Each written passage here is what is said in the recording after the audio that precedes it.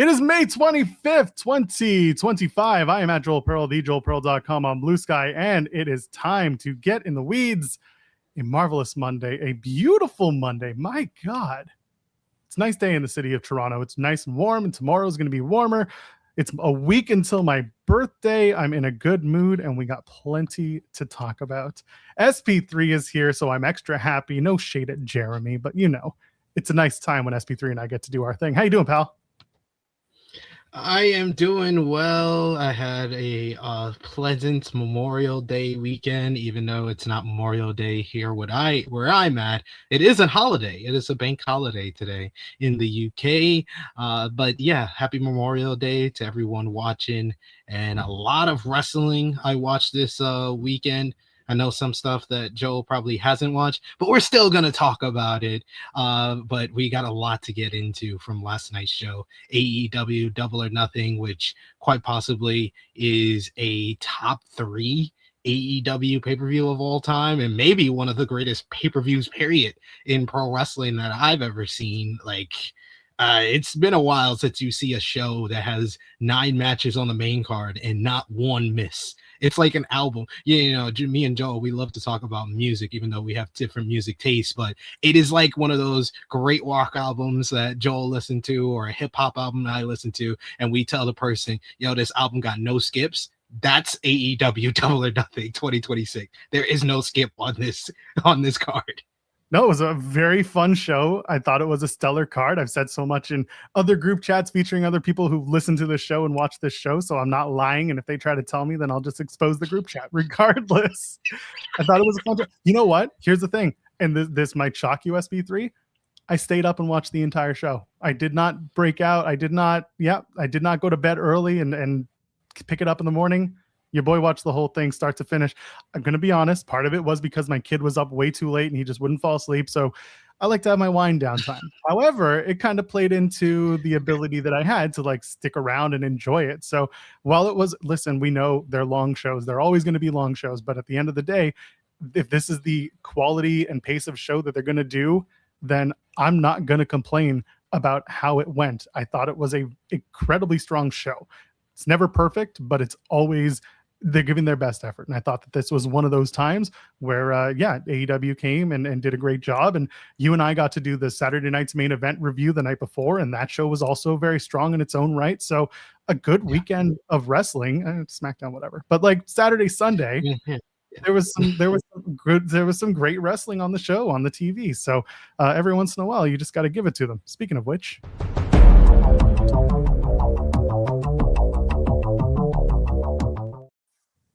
oh, Jason's here.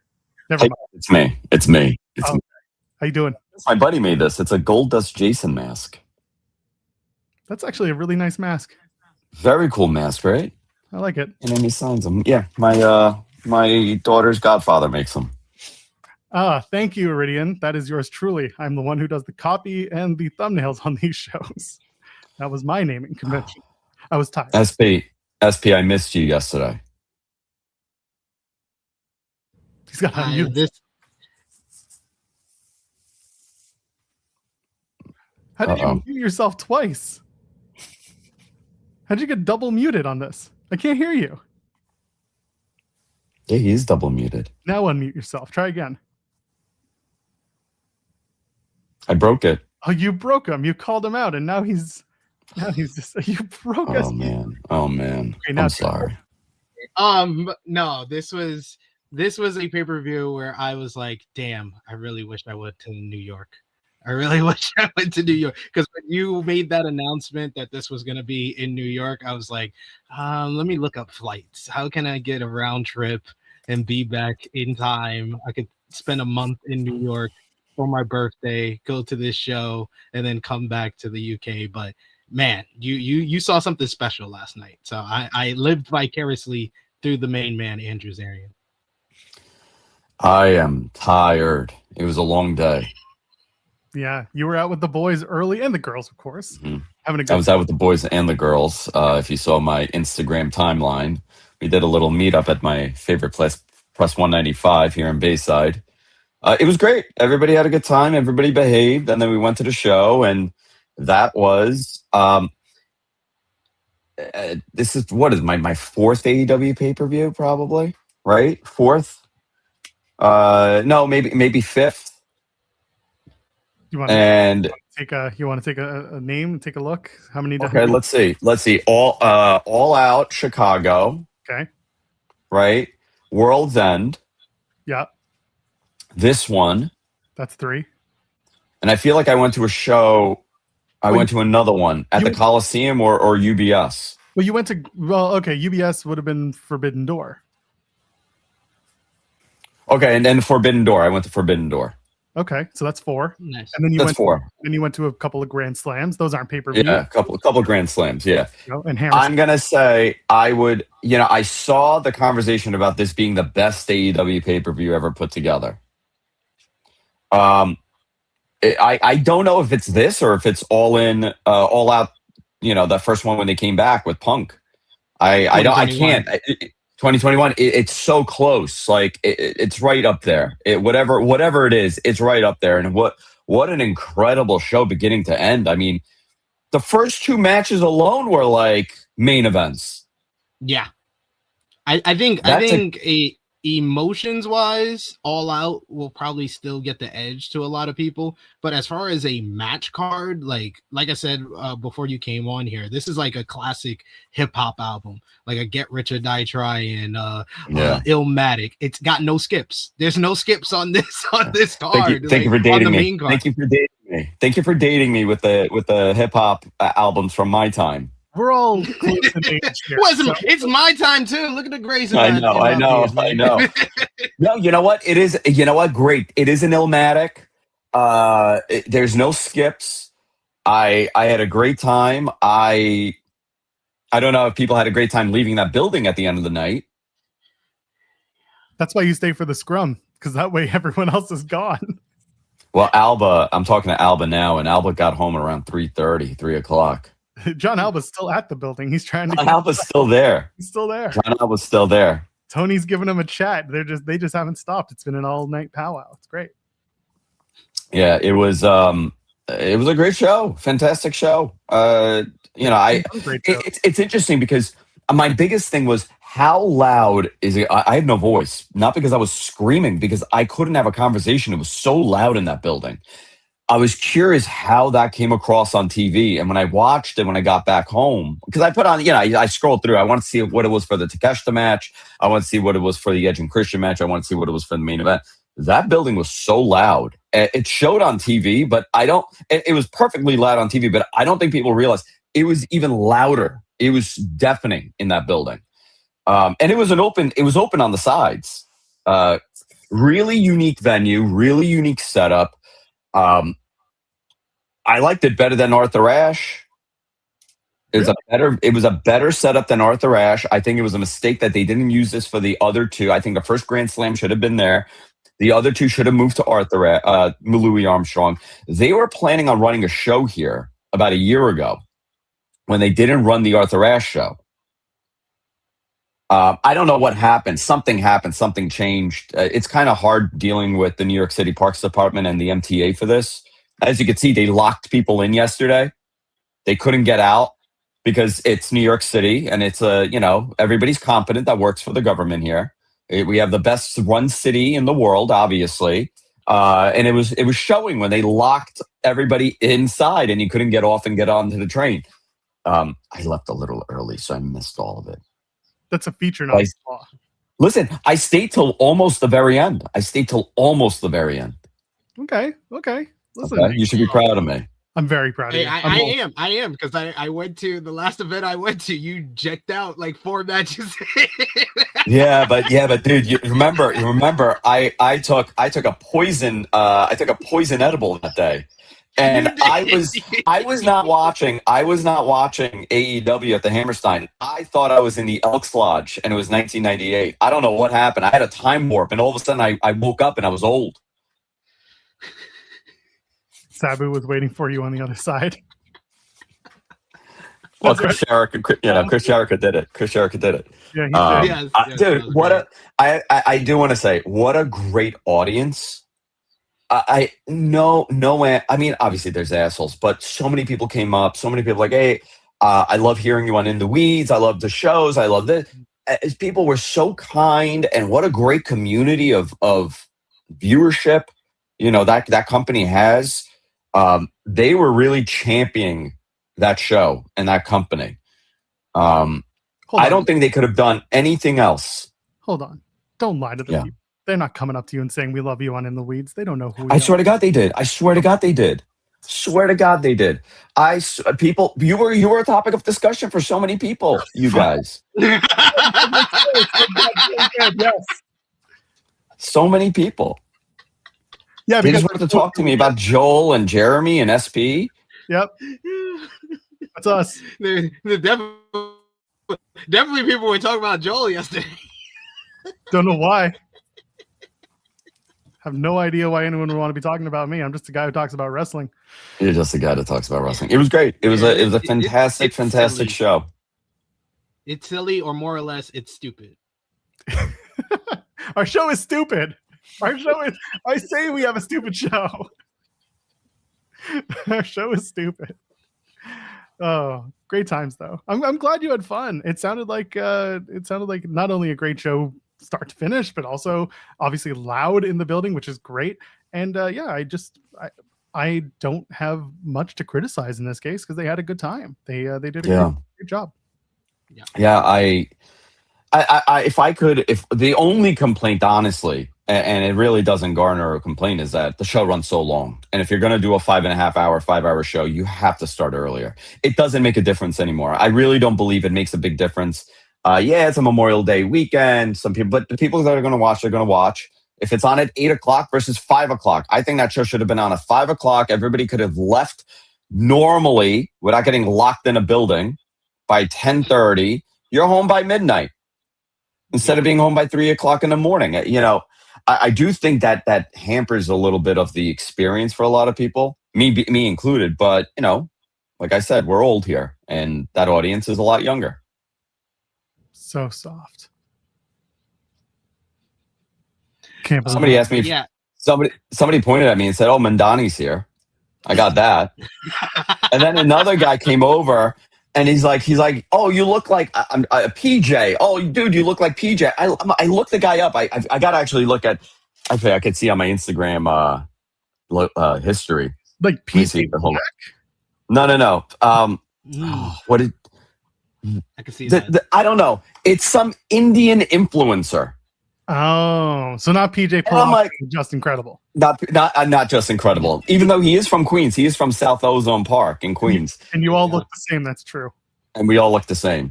And I started screaming. I'm like, "You think we all look the same?" To this guy, which in New York is definitely it's a compliment. What do you think? We're all a bunch of Andrewsarians and Mandanis here. That's right. I like the idea that Zoran Mamdani was in the cocoa water suit. You know what? I would love that. I would love that. We don't have any more seats. We're totally sold out. We can't do comps. But I have an idea, Mayor. You want to get a front row seat? Put this on. The mayor's like, this might just work. They has to leave during at the end of the match. He's like, no, I want to stay and watch. He's being dragged out by all the boys. Yeah. It was great. It's an interesting facility to do the show. I mean, I think if it was a better day as far as weather went, it would have been just rock and roll. But it was crappy weather all weekend. Still is. There's no heating in that building. You can't heat that building. No, because it's an outdoor stadium. It's an outdoor stadium thank God it has a retractable roof. But I'm very curious what they're going to do with Arthur Ashe next, because that's the one that's being renovated right now. And I'm willing to say that if that building was not being renovated and they ran Arthur Ashe, they would have sold out Arthur Ashe for this show. There would have been a 21,000, 20,000 person, they would have sold at least 4,000 more tickets for sure. I do wonder. I mean, the fact that they sold out leading up to the event. They had 11,000 out a week before, and then they ended up selling out. They announced the sellout the day before, but they have been teetering on it for so long. And maybe they could have put out more, especially with walk-ups being as popular as they are, especially with AEW, especially in New York City. Like, it could have worked. Yeah, it could have worked. But there's, I can't even say it was their mistake. There's no other venues they could run. Exactly. There's no other venue in New York City they could run, and they will not run the Garden. That I saw that was a big topic of discussion all week. AEW will most likely never run the Garden unless there's a major change with the Dolans and ownership and a major fallout from WWE. Which, listen, if you've never been to Madison Square Garden, which I know SP3 has, Joel, have you? You've been to the Garden. I've also done the tours there, and yeah, I love the place. There's WWE paraphernalia all over the walls. Yeah, literally in glass cases. In glass cases, they got. Yeah, as soon as you walk in, you're on the wall. There's Hulk Hogan and Andre, boots and his trunks. Yeah. You're not going to break apart that institutional relationship between that venue and WWE. It's just not going to happen. So then the other question is, where do you run? And they're not running Barclays, obviously, for a very specific reason, because they have a deal with WWE. There's no other venues in New York City. This is it. Thank God that the Parks Department, the person that ran it, retired after 30-something years, because this would still not be happening. AEW would be running UBS and the Nassau Coliseum for everything if they're running New York. This is great. I think the bigger story is the soccer stadium. Not for 2027, but I'm thinking, if they want to come back for 2028 and run a big stadium show, not huge. It's a 25,000 person stadium. You could fit about 32,000 if you do floor seating, maybe more. You could have an all-in there.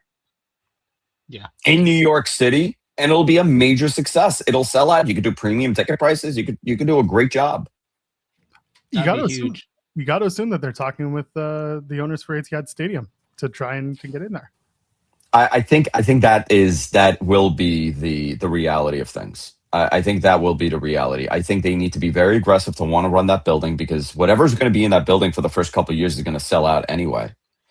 Forget about Citi Field. Forget about Yankee Stadium. The Yankee Stadium is not going to, put a wrestling match there. Maybe Citi Field, because the Mets are doing so terrible, but I don't see that happening either. I mean, so I remember when they did the Big Four, the big metal concert at Yankee Stadium. This was 2011. This was a long time ago, and they were told, like, everyone who was there was told, like, you cannot be you can be on the field, but everyone was on the outfield. Nobody could be anywhere near the bases. Yeah. And you do that again, like AEW or anyone running that venue would be stuck putting the ring in the outfield, staying away, like blocking off an entire part of the arena or the stadium that's not allowed to be touched. That's why, to me, Yankee Stadium never made sense. I don't know if those rules are as enforced with other baseball stadiums, but like Yankee Stadium was incredibly strict with the bands coming in for just that show. Yeah. That was pretty wild. Well, Yankee Stadium is a mausoleum, Yes. You're honoring everything except who's playing today. It's the most. It's an unbelievable building. I mean, it really is like going to church. For anybody that's a baseball fan, you should go make it the Yankee Stadium, even if you hate the Yankees. Not a Yankees fan, but it's a beautiful, beautiful place. I don't know. I thought those guys did a great job. I think everybody worked hard. Darby Allin's title run was Joel knows I was not for it when it was originally told to me that a year ago, and I was told by somebody the only way this will work is if he's defending the title and he kills himself as the world champion. And then it gets taken off of him, because that's a really realistic story. You could tell it, and it's you feel for the guy. You don't hate that this tiny little guy has the title. You're like, oh my God, he's really defending it. You kind of get caught in the moment. And I thought they did a great job. Max made him look like $1 million. He made Max look like $1 million. My match of the night was Takeshita and Okada. That was my main event. That's understandable. I could have gone home at 8:44 after that. That was, I was glued to it.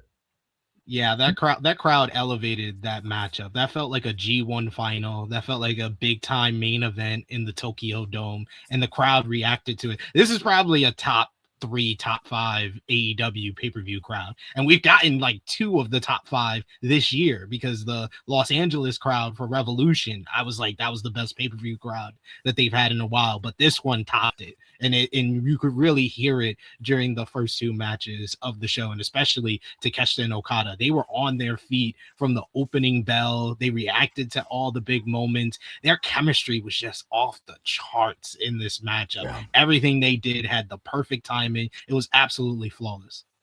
I mean, and what a great moment for Takeshita, is someone that, yes, he looked up to Okada. That was the guy. That was the man. Really, the guy, a generation. He is the Shohei Ohtani, of Japanese wrestling. Yeah. There's no question about it. And you get a chance to, the guy that you worship, you look at him and you say, this is the greatest wrestler, ever, possibly, arguably one of the greatest. And you're in this banger of a match, and he's giving you everything, and he's making you guys look so incredible together. And they didn't even go 100%. No, they still probably have another level to go, but no one needed a win more on this card than Takeshita. Like, that's how I came into this show. I was like, Takeshita needs to win. He will never reach that next level where he's one of the best wrestlers in the world, that not a lot of people give him the respect that he's one of the best wrestlers in the world today. But because of the booking around him, whether it's in New Japan, whether it's DDT, whether it's AEW, they never really push him to that level. And this is a guy that was IWGP World Heavyweight Champion last year, but it never really felt like that. And now we're here like a few months after his reign ended at the Tokyo Dome, and it didn't even feel like he was the champion just a couple of months ago. But this is the match that he needed, and then the win that he definitely needed. And then the Angle post-match was like the cherry on top, because that's getting you invested in a story coming out of the pay-per-view where they can go in any which direction with Kyle Fletcher turning on Takeshita. You could do Fletcher and Takeshita at Wembley Stadium. You could do Fletcher Okada Takeshita at Wembley Stadium. There's a lot of different directions they can go in the next couple of months. Enjoy. For me, I always think about the next generation of talent, like WWE wise, right? After the Seth Rollinses and the Kevin Owens and the Sami Zayns, that is the end of that Ring of Honor independent guys in that company. And I think, will WWE ever be able to replace these guys that, they naturally evolved on their own before coming to get, going to finishing school? Now it's not finishing school, it's school. When you look at AEW, and I'm watching this, and I was still talking to Rich, or I think it might have been John Alba, I said it to. This is a match that would have never happened at the level of what we're seeing in a WWE ring. There is no, and you take a guy like Takeshita. And listen, I don't want to do the stereotypical, like, they'll give him like a weird Japanese character to be, right? But they would give him a weird Japanese character to be. And we saw what happened with Nakamura. This was a guy that at one point could have been the world champion in that company. Wrestling at 55% of what he normally did. He still could have been it, but they didn't have the trust in an international talent. Tony puts on this match, and you're watching, you're saying that this could never have happened anywhere outside of this ring. And that is the special thing about that company. Is it for everybody? No. Do my kids sit there and watch AEW weekly like they watch WWE? No. But it's the evolution of things. You start off somewhere and you end up somewhere else. I think, having this alternative to just, WWE wrestling is eye-opening for many people. And I think, guys like Okada and Takeshita and, Darby Allin. I mean, Darby Allin would never in a million years, he would be a Danhausen. I mean, listen, and I think Danhausen is perfect for what he's doing. There's I'm so on that Danhausen bandwagon, but Darby Allin would be a Danhausen. He would be doing kids stuff, and they do the turtle gimmick with him. There would be a moment, there's a turtle, and he'd look at a fish tank or a tank of whatever it is. An incubator. What do you call it what the turtles are in? The terrarium? A terrarium. There you go.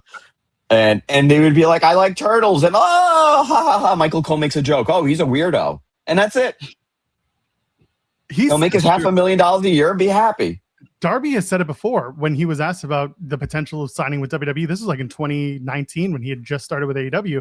He said, like, they would have put me in a broom closet and had me shit in a bucket or something like that. He said something along those lines that was so vulgar, got picked up at the time, and that was 6 years ago.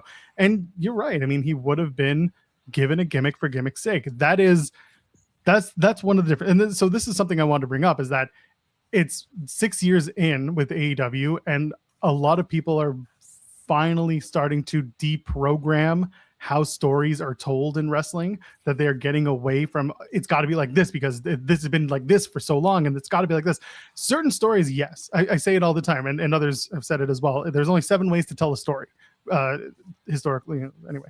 But the point of this being is that there are different paths you can take to tell those 7 stories, and those stories don't have to have the same conclusion based on when you've seen it play out before.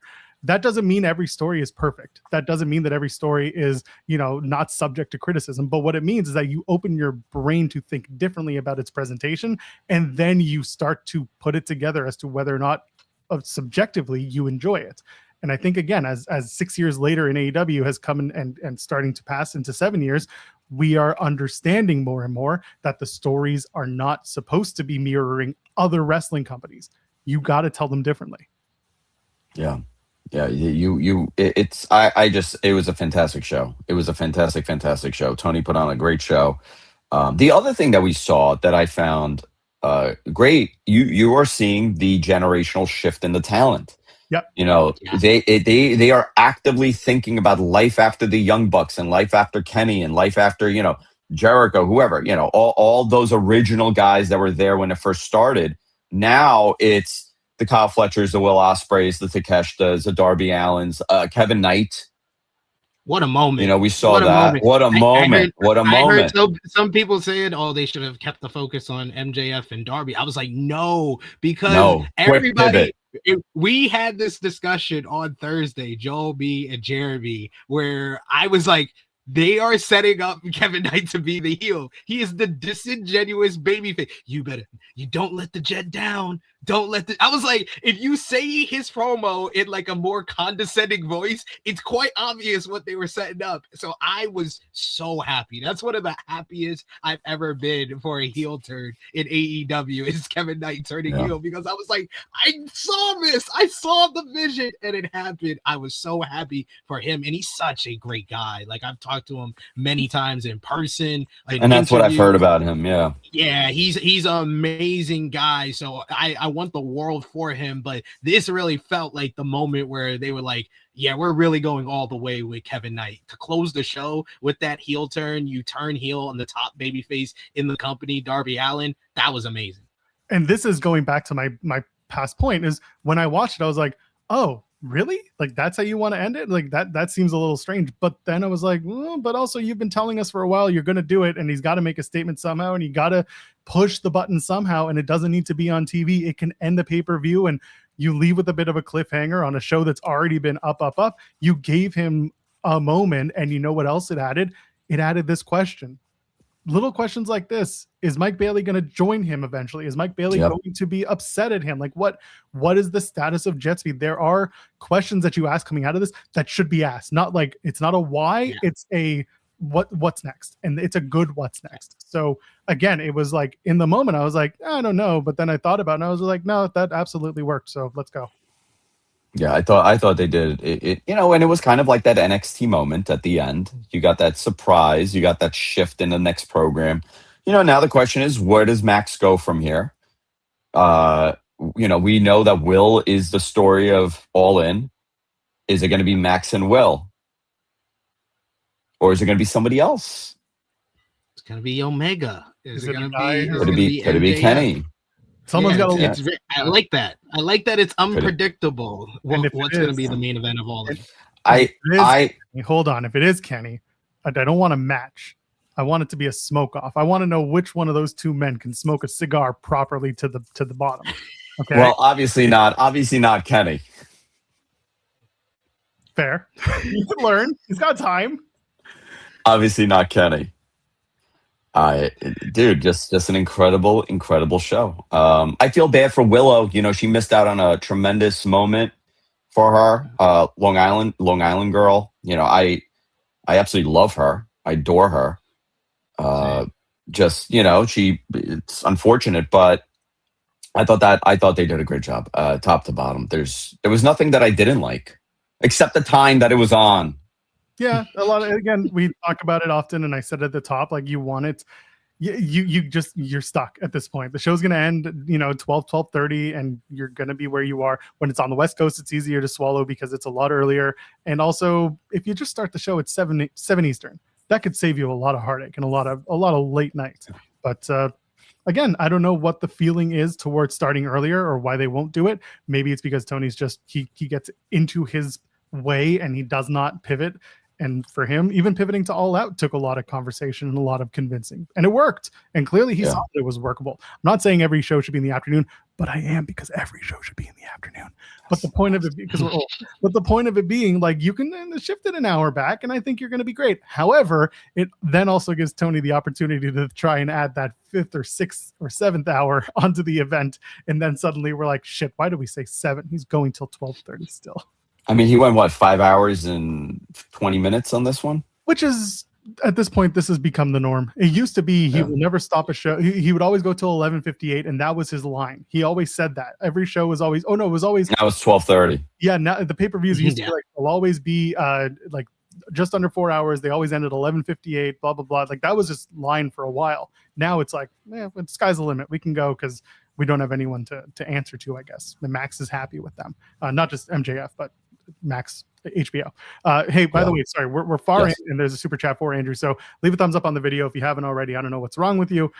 Support people with great opinions and stupid opinions, but here we are. Go and do that. So support our chat and support our group of weirdos who do this show every single day, Monday to Friday. Myself, Jeremy Lambert, SP3, Andrew Zarian's here, of course, today. So go ahead and leave a thumbs up. And you can also subscribe to the channel. We have other shows that drop. Fridays, we got Coexisting with Rob and Maggie. Thursdays, The Spotlight with... That's amazing. Got your lights, your laser. Anyway, Thursday's The Spotlight with Steven Jensen and Jeremy Lambert. And of course, on Sundays, we go coast to coast with JPJ and Auntie Collins, and they are fantastic. All of our people are. So you can do that, and you can donate a super chat, much like Ryan Lambert did, saying hosting friends today. Y'all have fun talking graphs. Thank you, Ryan. Appreciate you, of course. And Adrian Carpenter sent a super chat saying, good reporting on AEW Redemption, Andrew. SP3, isn't it refreshing to talk real wrestling, not that Saturday night's main event junk? LOL. Let's start with the Redemption stuff. Yes. We're still waiting on the official announcement. The announcement. Yeah, Montreal, right? Montreal, July 26th. I got to check my calendar. You're going to go, right? My plan is to go. I need the flights to go down. I think it's... No, I mean, if you really think about it, if Kenny is winning the title, it would have to be at that show. You could have said it should have been at Dynasty when they did it in Vancouver, but here we are. Yeah, but here we are. You had different stories to tell. That's the thing. So I'm not upset. Yeah. Kenny winning in Montreal would be a good deal. July 26th. That's the date that I'm waiting on. The Ariana Grande concerts that were happening Monday, Tuesday, Wednesday got shifted. She's now Tuesday and I think Thursday, Friday. So something moved that now the 27th, the Monday, is open, which I think bodes well because AEW again finishes late. Loadout is a little easier. Yeah, I was talking to Kimmy yesterday about a date on something, and I can't remember what show it was we were talking about. I had a different date for something. I can't remember now. I got to message her. I was so tired. Hey, listen, I barely drank. I wanted to stay up and watch wrestling. I didn't drink it. I had 2 glasses of wine. At the end, I had a couple drinks at the end, but I really wanted to enjoy the show, and it was, and that tells you how much of a good show it is when you don't want to, partake in anything except consuming what's happening in front of you. I think the biggest story was the meetup prior. John Alba's a mensch. I love that man. He's great. I had a blast with him. He's the best. He's such a sweet boy, but he's such a class A ball buster. Class A, top of the line. I'm going very Jersey coded. Very Jersey coded for sure. Yeah, he hangs with our degenerates and queens. It's the same type of person. So I'm gonna say this to Redmond real quick. He says he's scared that they're gonna announce that Redemption's a TV special. Here's the thing to keep in mind. Wednesday the 22nd, Tame Impala is playing at the Bell Center. The 25th, J. Cole's gonna be there. He's got a show. The 26th is open. That's the Sunday. The Wednesday the 29th is open, but it's in between the Ariana Grande concerts. They're not going to tear down the stage and then reset up the stage. And then after that, you're going into August, and that's too far past. So there isn't a date in those last 2 weeks of the month of July where you can run a live TV special because they're booked. They're booked or they're already full. So that's why I'm not willing to say a TV special just yet. I'm pretty steadfast on a pay-per-view. Just they're waiting to announce it, and my feeling is they wanted to get through today or last night and know that it was going to be as strong as it was. And once it was, now they can piggyback on the momentum. Now, I'm going to leave, but I want to tell you something. One thing I was disappointed in, and I was telling this at Alba over and over again. I'm like, how great would it be if Foley cost Darby the title and he turned on him? You and I were talking about this too, I think. Yeah. He just comes in and he screws Darby, and his thing, obviously Max and him are Long Island guys, and he says, I'm saving you from yourself. You don't deserve to be here. I'm saving you from yourself. You're going to kill yourself as champion. And the Forbidden Door match is a tag. Max and Mick. The Mick and Max connection. The Mick and Max connection against Darby and whoever it could be. I don't know. I liked it. Listen, it was good. It was good. I think Mick's mobility is a little, obviously not the best. How could it be? You replaced hips. Yeah, but you know what? He's moving the best that he's moved in a decade. Not a shot. I'm just saying, wrestling, and listen, you could do a Stadium Stampede, like one of those walk and brawl matches, right? The way we started out with Sting in AEW, everyone was like, maybe he'll work, maybe he won't, but he's old. And then he started doing walk and brawls, and everyone was like, shit, Sting's fantastic. And he got better and better and more wanting to work. I'm not saying Mick's going to do what Sting did, but I'm saying that there are ways no. There are ways to play to the strengths when you have them. He's not going to take a bump through a flaming table, but he is certainly willing to participate in things that will, get other guys over and, give him not make himself look stupid. Yeah. All right. I got to go. I got to. Today's a lazy day. I'm doing nothing today. So not barbecue? No cookout? No cookout. It's terrible here, dude. It's pouring rain. Damn. That sucks. SP, you're invited to my cookout. You're always invited to my cookout. You're invited to my cookout, man. You always got to play. I am. You always got to I know I am. Same with you. Joel, sometimes. And Azarian? Yes. Thank you. Nice eyebrows. You said it before. I had to do it because Jeremy's not on the show today. Not yet. There we go. All right. Love you guys. I'll see you later. Love you, pal. Take care of yourself. Love you, brother. You got to leave the studio, then you got to show you're going to leave the tab, and then you're going to do the thing. And yeah, it's too many things. They always get us with that. He thinks he's gone, but he's still here. He's just going to hang out. I love this. You staying? You going? He's trying to figure it out. How do I get out of here? This is Spinal Tap for the best. Hello, Cleveland. Hello, Cleveland. He's like, how do I get out of here? Amazing. That was awesome. Ain't going nowhere. My God. Anyway, we talked about Double or Nothing, so now we don't have to. There we go. All done. Now the next hour and a half, minutes in. Yeah, now the next hour and a half will be dedicated to Saturday night's main event talk. Oh God, no. I don't want to do that. No, thanks. SP3 and I did the post show on Saturday. We said what we said. Again, it was a really fun show.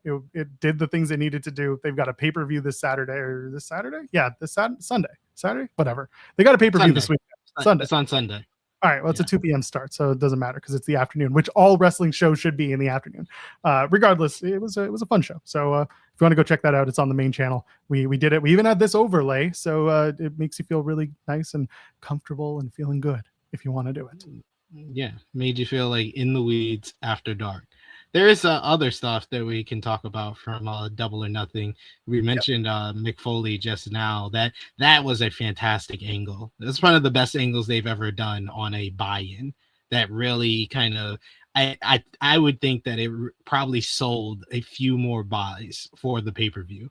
Just Yeah. sold a couple of more buys, just really sold the rivalry and the story that MJF and Darby were telling in the main event. It got over and it really contextualized both guys' character and what they mean to AEW. Max being this narcissistic, cocky heel who has his insecurities and has no respect for anyone, while Darby is one of the weirdos. He was the kid that was never supposed to be a success. He was never supposed to be world champion, similar to Foley, in being this underdog babyface that the fans just got behind and believed in and rallied behind to become the world champion. And now he's going into his biggest match yet. I think that helped elevate the main event story so much right before the show went underway. Yeah, and you know how it was definitely successful? The person who wrote the recap on allelitewrestling.com, exclamation points at the end of every paragraph again. That's how you know. That's how you know. That's how you know, folks. That's how you know. That's how you know. This, they did a great job. Not only introducing Mick Foley, obviously, to the audience who loved to see him, but Foley was excited to be there, and he would be the right guy to have a little back face to face with Max. And he got kicked in the dick, so technically Mick Foley he lost, but he won because his guy won. Darby came out and, of course, made the save, and it set up nothing now. Whereas, again, this is why you have to sometimes give yourself a little reprieve from what you're used to seeing in booking. Most people would expect, oh, Mick's going to come out and cost somebody the title, or it's a big swerve, blah, blah, blah. Sometimes you just need to let something else happen, which is Max wins in a match that these two have had a storied rivalry. You've already introduced Mick Foley. You don't need to move Mick Foley forward in the story between two guys who have been rivals on the indies since before AEW.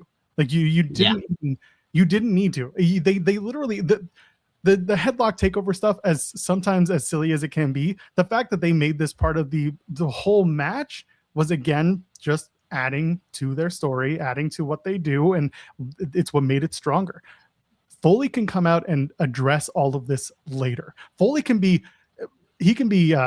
talked into it, so to speak, right? Max can be antagonizing. He can say a lot of shit week after week, and it can build to something. And if Mick Foley's going to be on TV once in a while, hopefully not as an authority figure, maybe he's just an on-air, talent who maybe does commentary once in a while, whatever it is. If you can fit Foley into a space where he can play off of Max, then you're in a much stronger position than going out and just doing a weird, Foley cost someone a title match in his first night. Yeah, I thought that was great use of Mick Foley, a great way to introduce him, and also use his name value and his star power to kind of elevate AEW. I like what he said about AEW kind of reigniting his love for pro wrestling, his long love affair with the business, and how it was the company that got him back into pro wrestling. So I thought that Foley did excellent on the buy-in, and he was able to help the main event at the same time. So that was great use of a legendary name. So I can see Foley having some type of role in AEW moving forward. Yeah, Volib sent a super chat saying, "Told you I was jealous of everyone who went to the show. It was great viewing at home, aside from what I assume someone stepped on a wire over there." Yeah, there are a few snafus with production, but this is feature, not a flaw. It's not like TNA where you have audio issues every single show and no one will ever win. But no, it was, again, they hit a lot of the marks that they needed to, and I can't really complain about the overall production, except for that one cameraman. You get in the way, you're going to get absolutely taken out by a wrestler. God, should have known better.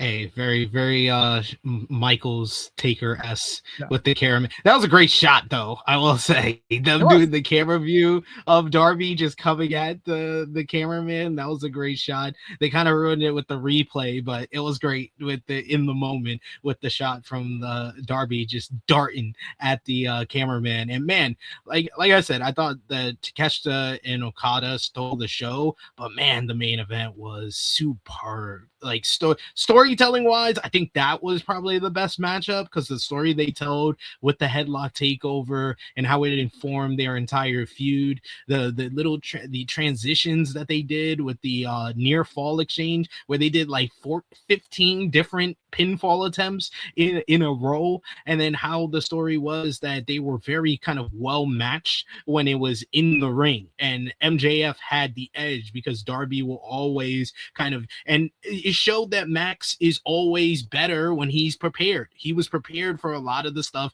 that Darby did, and they told that story from the very beginning. After the few headlock takeovers Darby did, he went to the outside, he goes for his big dive, and Max just sidesteps it, and he takes that ridiculous bump.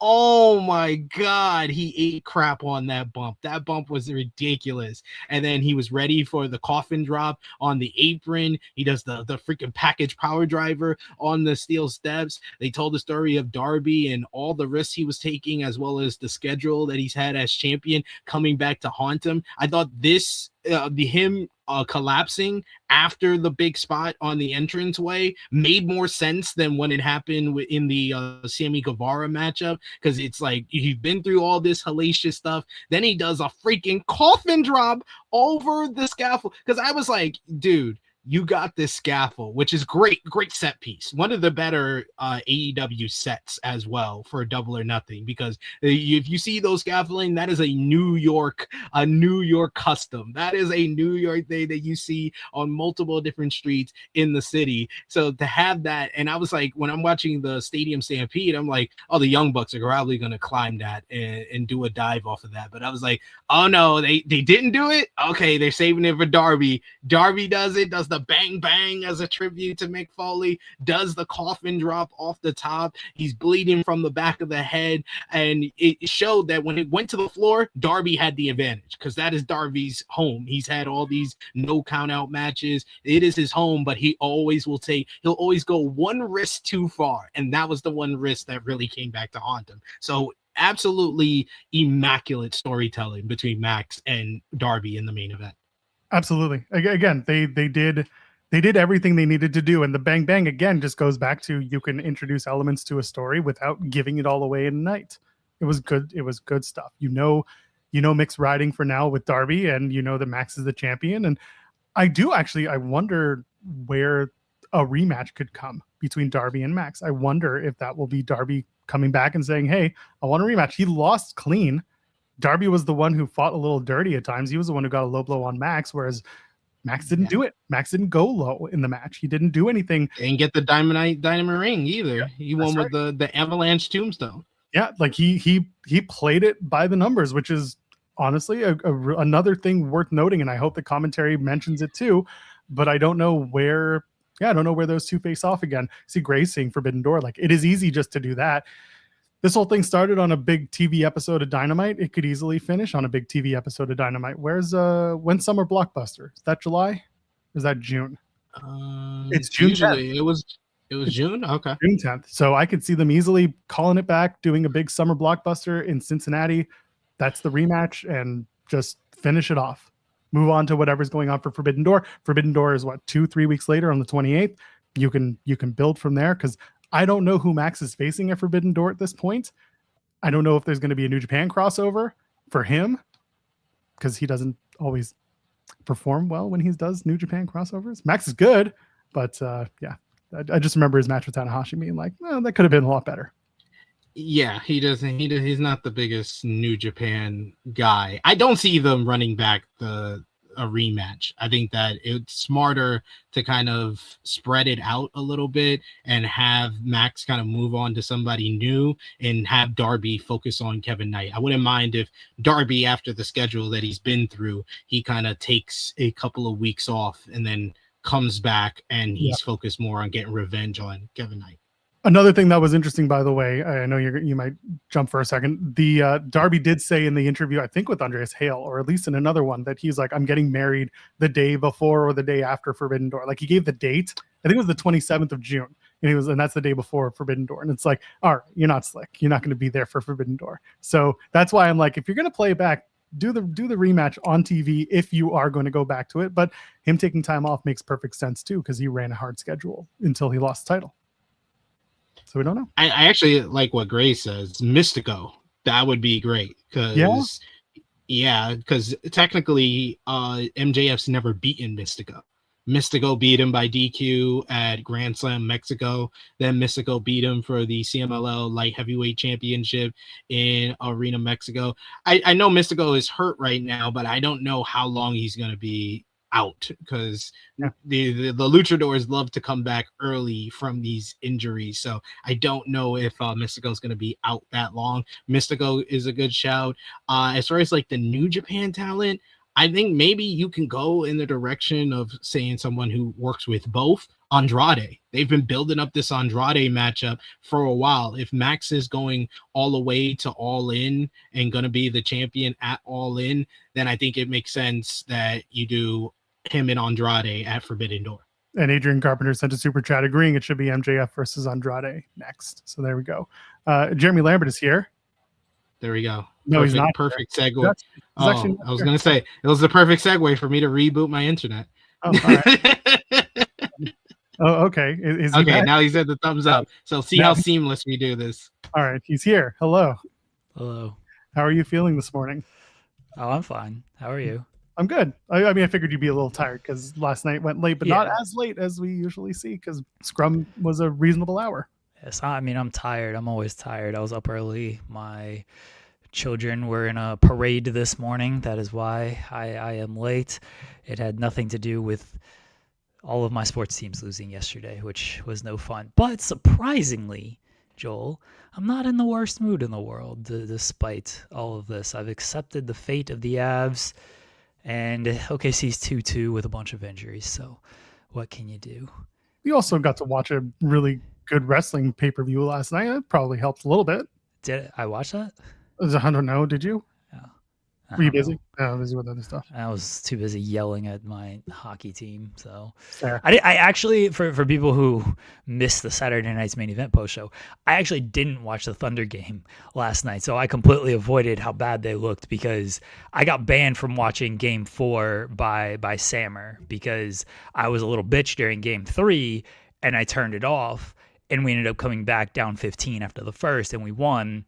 And so, for the sake of superstition, I got banned from watching Game 4. Game 4 obviously didn't go very well, but I didn't have to subject myself to it, which was nice. I subjected myself to the Avs blowing a 3-0 lead and their season being over. That sucked.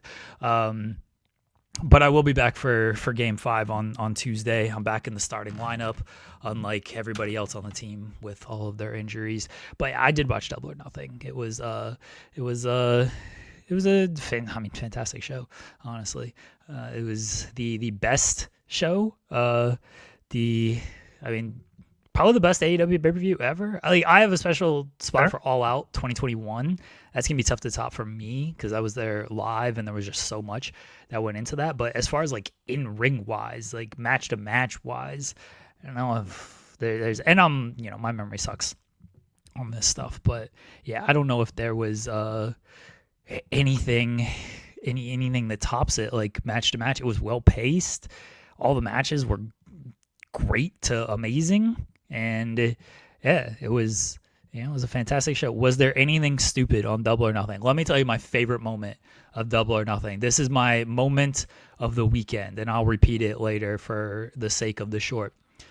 Jim Ross had no fucking idea who Kyle O'Reilly was. That was hilarious to me. He had no idea who Kyle O'Reilly was. He had no idea the history of Jon Moxley and Kyle O'Reilly, and he did not want to be there one bit. He even said like he wanted to call the I Quit match because he likes FTR. He's got long history calling Copeland and Christian matches. Like he likes Jon Moxley. I think he likes calling Jon Moxley matches. He wanted nothing to do with that match. And that was the funniest thing on Double or Nothing for me. He said, this kid. He was like, this kid's good. And then I think it was Nigel who had to be like, you mean Nigel O'Reilly was so frustrated. Nigel was you could hear it in Nigel's voice, how frustrated he was that Jim Ross kept calling him this kid. He's like, Kyle O'Reilly. He was so mad that he kept having to repeat himself. Hilarious. Poor Jim, man. That dude, he don't keep up with this stuff. Moxley was the new champion. That was hilarious. Yeah, sure. Shout out to Nicole Matthews, who's been on the show a handful of times, and she was like, I love that Jim keeps calling him not like this kid because it makes me feel young. It was so hilarious. I do have a banner for today. Naturally.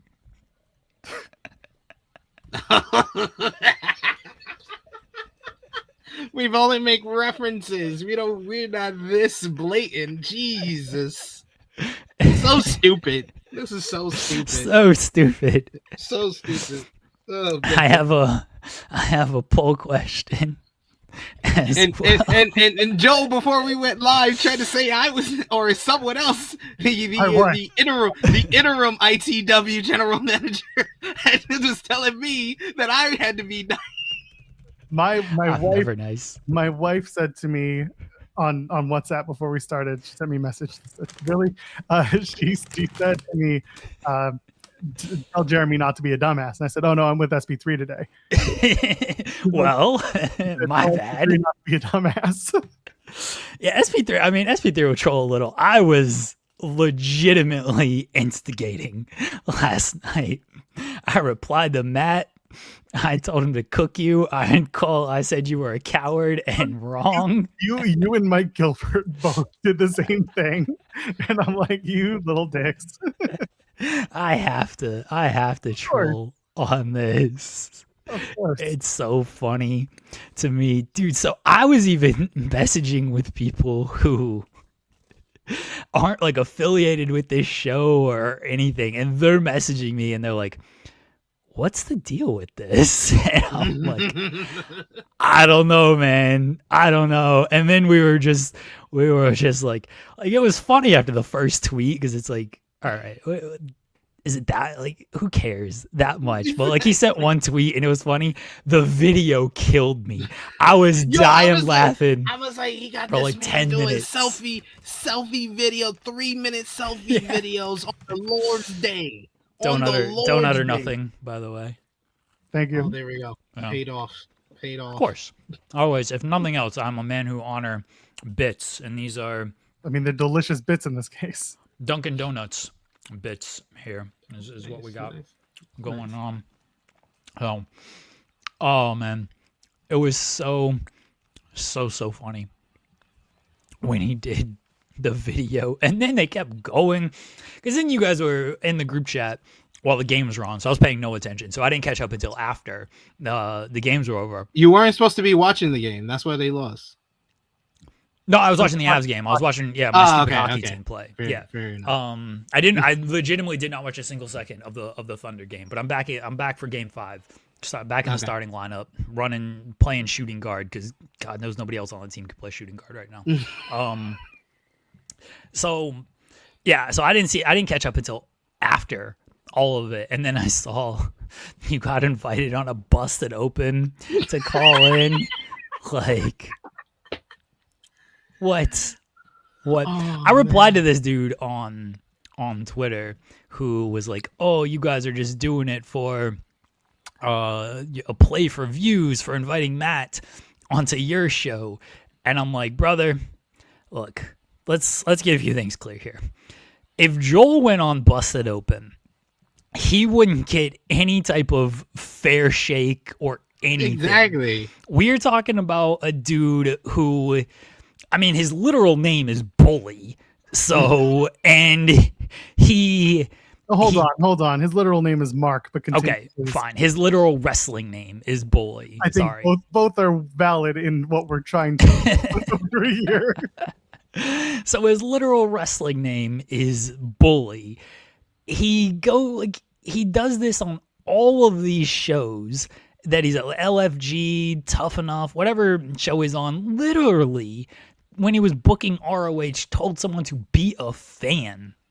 Like, we know who we're dealing with here. Like, Joel's not going to get a fair shake or a fair voice on that platform. Everyone knows he's not going to. So, no, it's not fair to Joel to go on there. We have a platform. I like Matt. I've had pleasant conversations with Matt.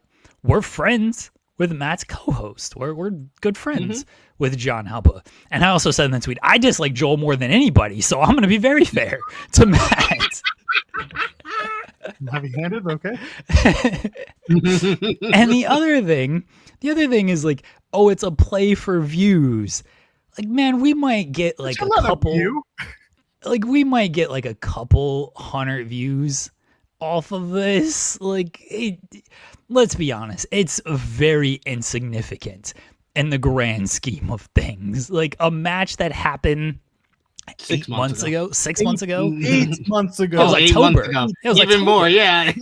I had friends of mine who were not in the wrestling bubble who saw this stuff, and they were just like, why does he care about a match that happened 4 months ago? I'm like, keep going. 6, keep going. 8, there you go. Yeah.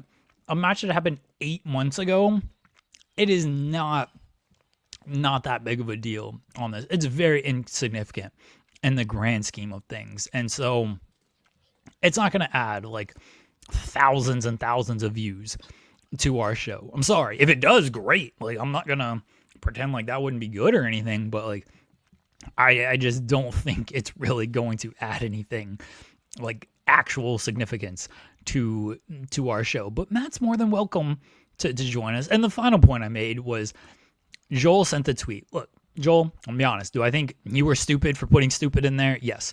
But you sent the tweet. Subjective opinions, pal. No, that's fair. That's very fair. Like, you sent the tweet. It was nothing. We all would have just moved on with our life afterwards. And that would have been that. Instead, Matt was the one who brought more attention to it and like made it a thing. And they're like, yeah, we're going to ask Matt to be on the show. And as SP3 and Joel know, when all of this happened at like 6 o'clock, 7 o'clock or whenever, It started at 3 o'clock. Was it? Yeah. Was it that early? Okay. Yeah. Time has no meaning. I was on the phone helping my mother with tech support when I came across that. And then you got a bunch of messages like, "Why does Matt Hardy hate you?" And I'm just sitting there just being like, I told forgot who, maybe it was Corey Brennan. I was like, I took a deep breath. I kept helping my mom, and then I just walked away. And I was like, not this. No thanks. That was the smartest thing to do because it just made him go even crazy. Why am I going to defend myself against someone else's art? You feel the way you feel. Yeah. Feel the way you feel. Also, I'm just. This is all I'm going to say about it. Matt Hardy has listened to my show. He has listened to my post shows. Matt Hardy heard my feelings on the show leading up to this is 9 months now. We're talking before Bound for Glory last year. Matt and those boys knew my feelings about it. They knew exactly how I felt. They knew exactly my opinions on it. And I never strayed from those opinions. I stuck with those and I will not be changing them. And you can feel the way you felt about the match. Great. Wrestling is subjective. We just had a full-on conversation about how AEW will tell a different story differently, and people are finally starting to see that, and that's okay because it's different storytelling methods. So I don't need to have a conversation with someone who is defending their art to me when I feel the way I feel about it, and it's not going to change, and it hasn't changed. Well, for the sake of clarity and for the sake of your ops and aka Matt Hardy supporters, why is the Hardys versus the Dudleys at Bound for Glory stupid, Joe? So someone can clip this and tag Matt Hardy. Go back 9 months, watch my post shows. No, Come on. I think that's a legitimate question. I'm not. Once again, I said it. I just said it. He's watched. He has listened. He knows exactly why. Dave Meltzer ass response over here. Go read the newsletter. If you want to hear about it and you want to know what I said, open up your brain and go back 9 months. Go back to one of my post shows. Your one view is not going to give me even a penny more.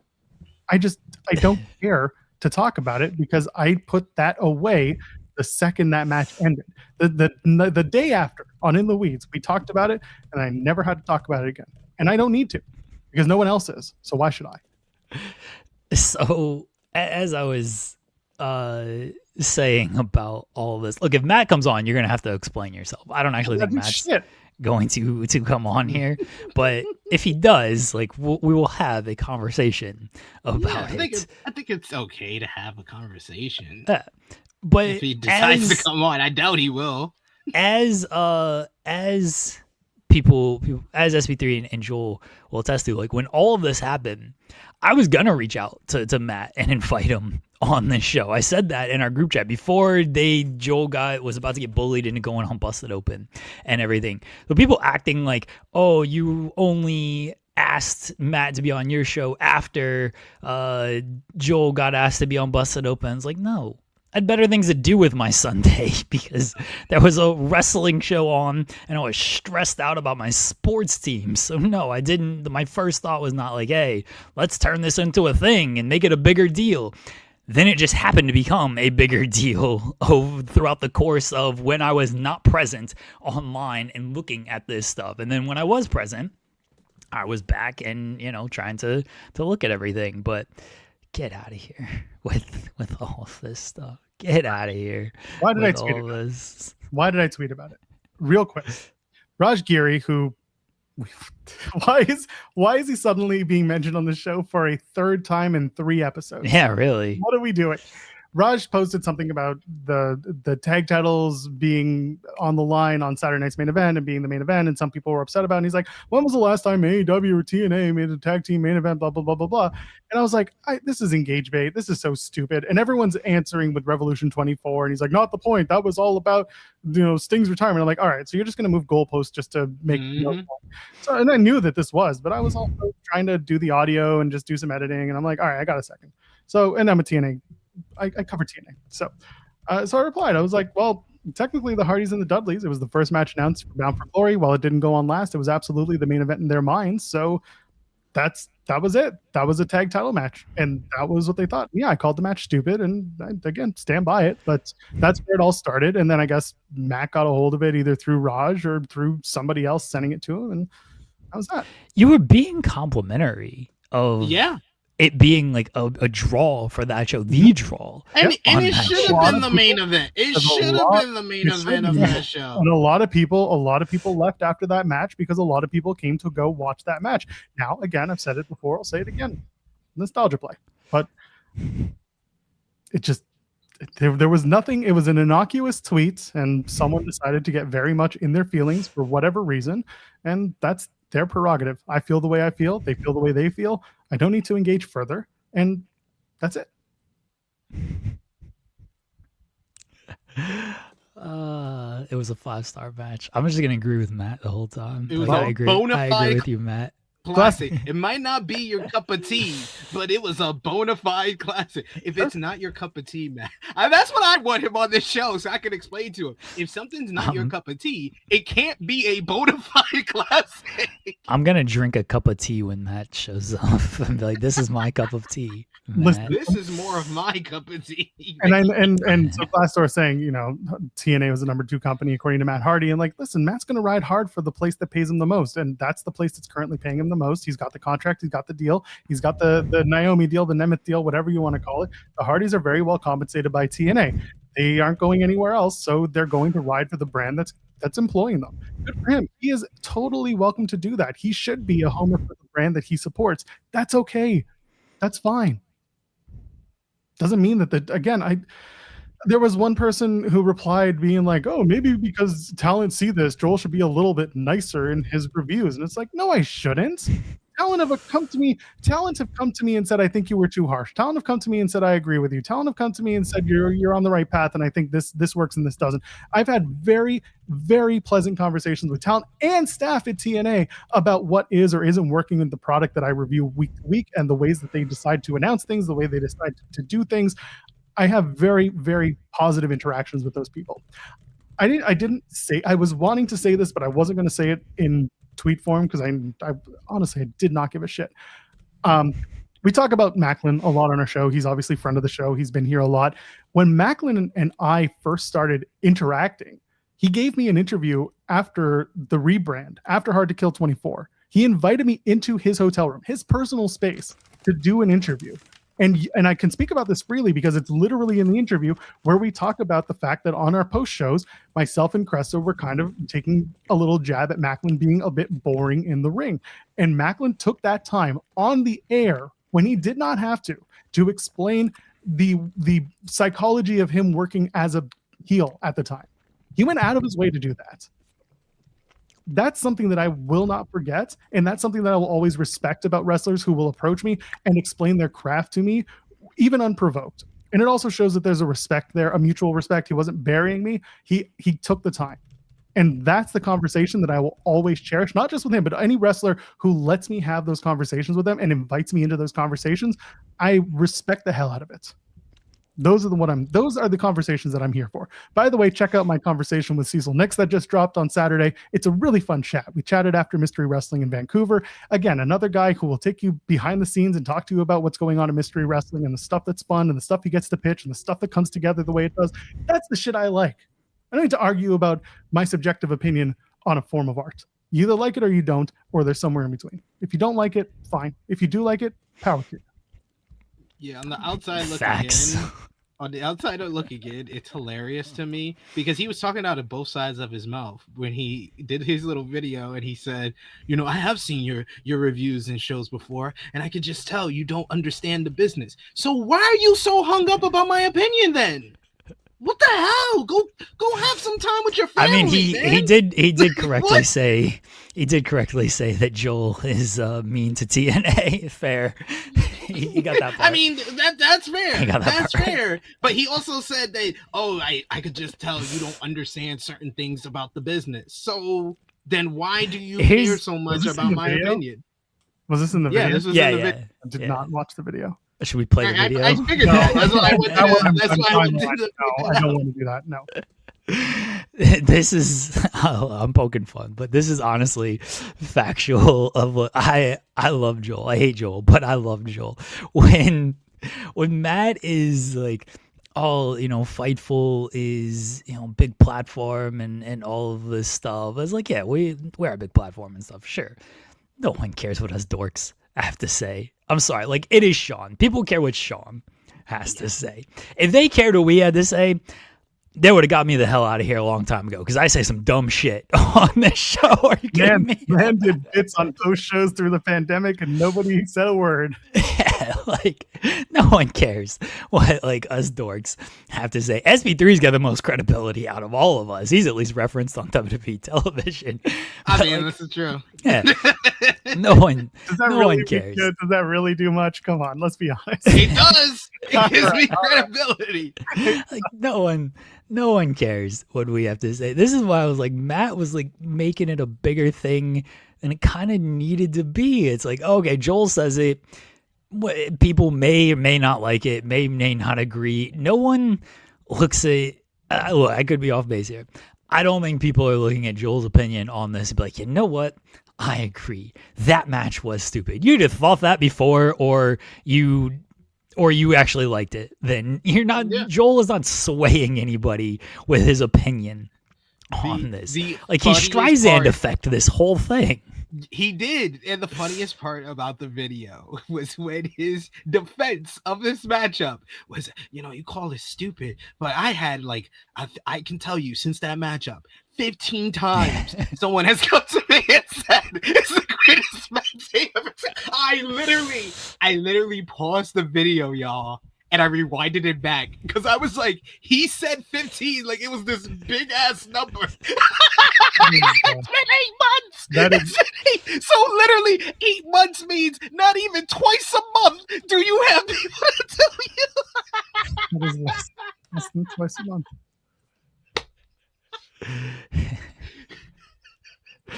Bless 15 times they came to me and said it was the greatest match they ever seen. But I like Matt. I like Matt too, and I want to ask him, like, was that the best defense you could come up with? Like, I'm not gonna be honest. I'm just gonna ask him an honest question. If that was the best he could come up 15 times, he couldn't even lie about it. Like 1,500, you could have had it 150, like 15 times. I saw somebody ask. Where's John Alba stand on this? I had a conversation with John Alba last night about this because Alba was at the press conference and I was, yelling at him for asking any question and not just wrapping things up. And I don't want to out where John Alba stands, but Yeah. Yeah. I have not reached out to John about this. No, I didn't even mention it to John. Because John asked the question. I don't even remember John's question. I don't remember anybody's question. Joel will attest to that. Kimmy, we were talking to Kimmy this morning. I was like, I don't remember your questions, Kimmy. John asked something, but he said like you're deep in the weeds on this stuff, and so I messaged him. I was like, in the weeds, appreciate the shout out, and that's when he was like, I'll talk to Matt about all of this stuff. And I'm like, sure. I was like, he's more than welcome to be on our show. Like we'd love to have him and talk about that. And then John and I had a conversation about it, but I didn't like personally reach out to John and be like, hey, can you talk to Matt about this stuff? It just blossomed from me again yelling at him about the press conference of like, one, appreciate the shout out. Two, shut up so we can all go home. I can go to bed on this stuff. But yeah, well, we'll see if. Go ahead. Gray saying, do we know what Dave Meltzer gave? Oh, Dave did not review any of Bound for Glory 25. Yeah, really? Coward. He didn't. He just gave the gate number. That's it. He still hasn't reviewed New Japan's Wrestling Dontaku, and that happened like this month. He's on vacation. Like legitimately. No, it's been 3 weeks. It's been 3 weeks. He's came up up with star ratings since Wrestling Dontaku, and he's been on vacation for 8 months. He can't review this match. Coward. He never really like gives star ratings for TNA pay. He doesn't. I think he's just TNA. stopped watching them. Yeah, he just I stopped think, watching. I think if he's told you need to watch this match, he will go out and watch the match and then give his opinion, which is fine. Like he just he picks and chooses. Same thing with like I believe that he watches the shows that he's commenting on the night of, but like most of the time, if there's a show from outside of his purview that he's got to watch, someone will say watch it and he'll assign a star to it if it happens to be important to him. No, he's a coward. Not reviewing TNA. Where were you guys at on Double or Nothing? I'm sorry for coming on here just to troll Joel and get this show completely off the rails. Fine. Before we get back to Double or Nothing, because it is Monday and it's very important to us, Louis has in fact given us the NWA Power recap with 3 hours. We're really off the rails. With we got to do it. We got to get it out of the way. So let's go. Once again, Louis sends me these on Blue Sky. He's great. Louisville.bsky.social. I'm shouting him out because I never do. And I don't read these before I read them on the air. So once again, just like the teleprompter, it could be anything. It could be lying. Oh, Louis, please sneak in some references next week, please, before Joel, since Joel doesn't read them. He could have done it now. I don't know. Either way. Oh, I hope you did, Louis. Please edit it real quickly. Time for the internet's only NWA Power Review, the recap 3 hours. Daisy Kill and Eric Smalls kick off the show in a Kiss My Boot match. Kill beats on the little person in the corner before being countered by the world's smallest electric chair drop. Kill tries to return the favor with an electric chair drop of his own, but Smalls counters into a bulldog and picks up another shocking victory over Kill. Kill kisses the boot, but then punches Small in the dick. Top tier, 2.5 stars. Kick a person in the dick, you win. Next up was the still inappropriately named No Limits match between Brian Idol and the NWA World Heavyweight Champion Silas Mason. Thrilledly and Idol took it to the outside and take turns slamming each other on the pavement. They take their action into the unlit sections of the crowd, and it's too hard to see, but it's easy to hear what's happening. Idol has the champ on the ropes when the action makes it back to the ring. Alex Taylor makes the save for the champ, but eats a table, like literally eats a table, or like he's gonna talk. Hopefully. Hope he literally ate a table. Kerry Morton comes in to help finish the job, but ultimately stabs Silas Mason in the back. Mason kicks out at 2, and the fight continues. A thrill ride to Idol brings the match and potentially the Southern Six to an end. High quality, 2.5 stars. Markova addresses the Tiffany Nieves caption from the last episode. She wants her title back. That's sweet. The Crockett Cup final is the main event. Country gentlemen come out with Colonel Sanders, the Cardinal. Sorry, that's a Family Guy reference, by their side to face the monstrous tag team, the 16th seeded Titans of Calamity. I love that it's still 16th seeded Titans of Calamity. They're gonna win this whole thing. Well, let's see. Talos starts the match off by showing how damn big he is and establishing his physical dominance.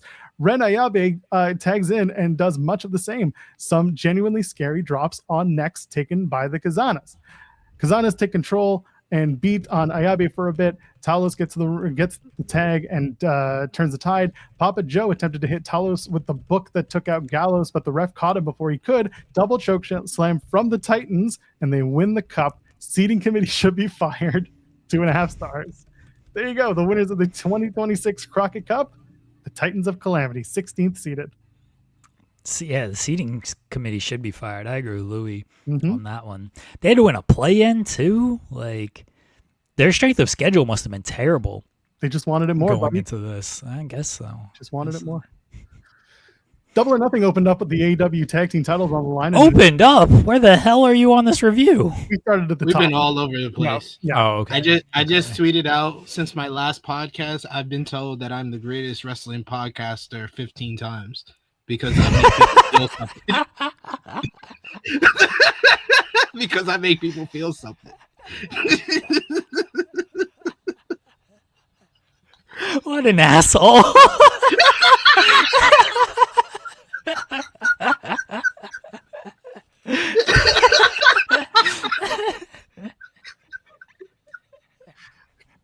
God bless you. I'm I'm gonna retweet it. To make people feel something, y'all. Amazing. Oh, bless you, SP3. Oh, listen, this all ties together anyway. Cope and Christian. Yeah. They win the tag titles from FTR. They are the AEW World Tag Team Champions. Beth came back the very next day, which is nice to see. She goes through a flaming table. This thing had a lot of everything, and this thing was a lot of fun. A great hot opener. Crowd was into it. They sang the songs. They did the moves.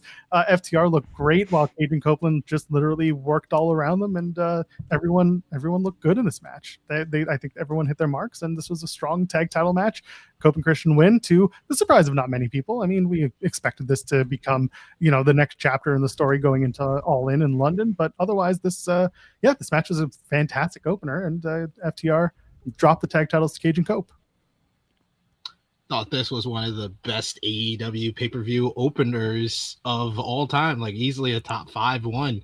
I thought that I heard a lot of people complaining, saying that they didn't know how this match was going to go. Like, we didn't just see them last month have a great matchup, and this one is like the big blow off, their final of this trilogy of matches. And FTR is one of the greatest tag teams of all time. Like, I don't care what anybody wants to say to me, they are just so good in the ring. Their timing is superb. Their the way they can like map out a matchup, the way they can do that. And I thought that freaking Christian Cage, this was an all-timer performance as far as like audience engagement during an I Quit match.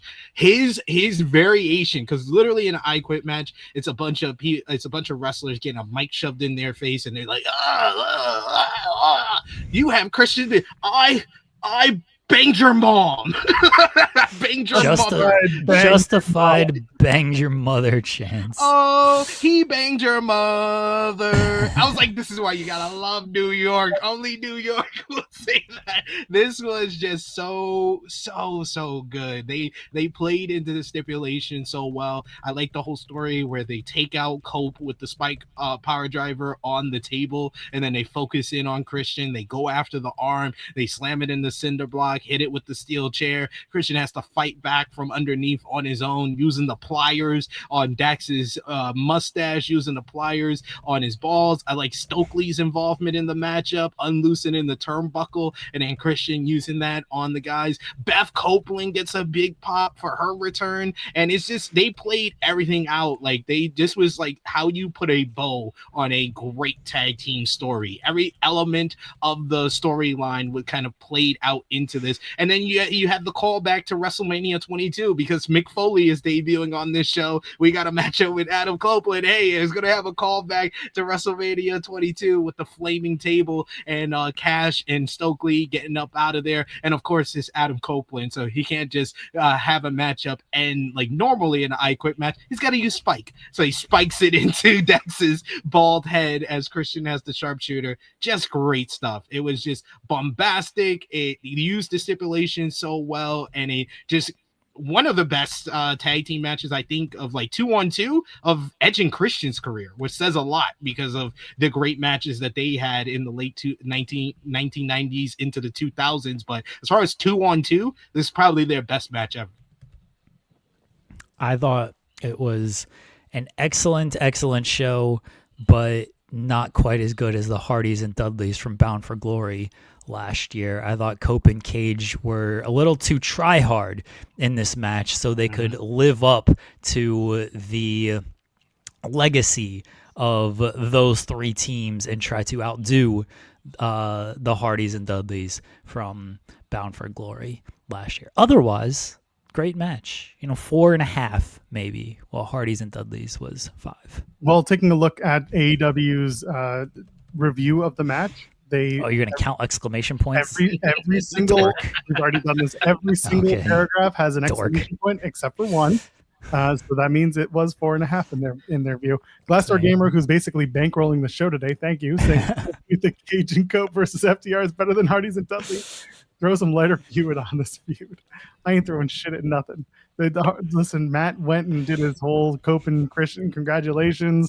We got one more in the tank, blah, blah, blah. And I hope he gets the match. I hope he gets what he wants and everyone's happy. So. I hope he gets it. It'll probably be good, honestly. It'll probably be a good match. Let him do a ladder match and see what happens. Car crash match, maybe. It's just what they do. It's what they do. It'll be fine. Yeah, exactly. International Championship match. This was Andrew Zarian's favorite match. We talked to him earlier today. What the hell, Miss Zarian? Yeah, he was on for a good 20 minutes. He ain't got nothing else. Was. Okay? It's a holiday. Wow. He told me last night he was going to join us, but yes. Konosuke Takeshita, I can speak, defeated Kazuchika Okada for the International Championship. Again, another very, very solid, fun match. Great I want to say movement between the two. I heard one person try to tell me that it didn't get out of first gear. I highly disagree with that statement. I understood maybe that they expected more given the fact that these two have faced off one-on-one before, but I also think that this match kind of hit every story mark that it was supposed to on the way up, and it ended maybe to them, and maybe I'm just thinking about their view because I want to give it a little credence, but I don't agree with it. Call him stupid, Joel. No. Yeah, stupid. That sounds like a stupid. Opinion. No, the opinion does not deserve stupid. Maybe it was just that the finish was more sudden than they expected. Maybe that's all that it was.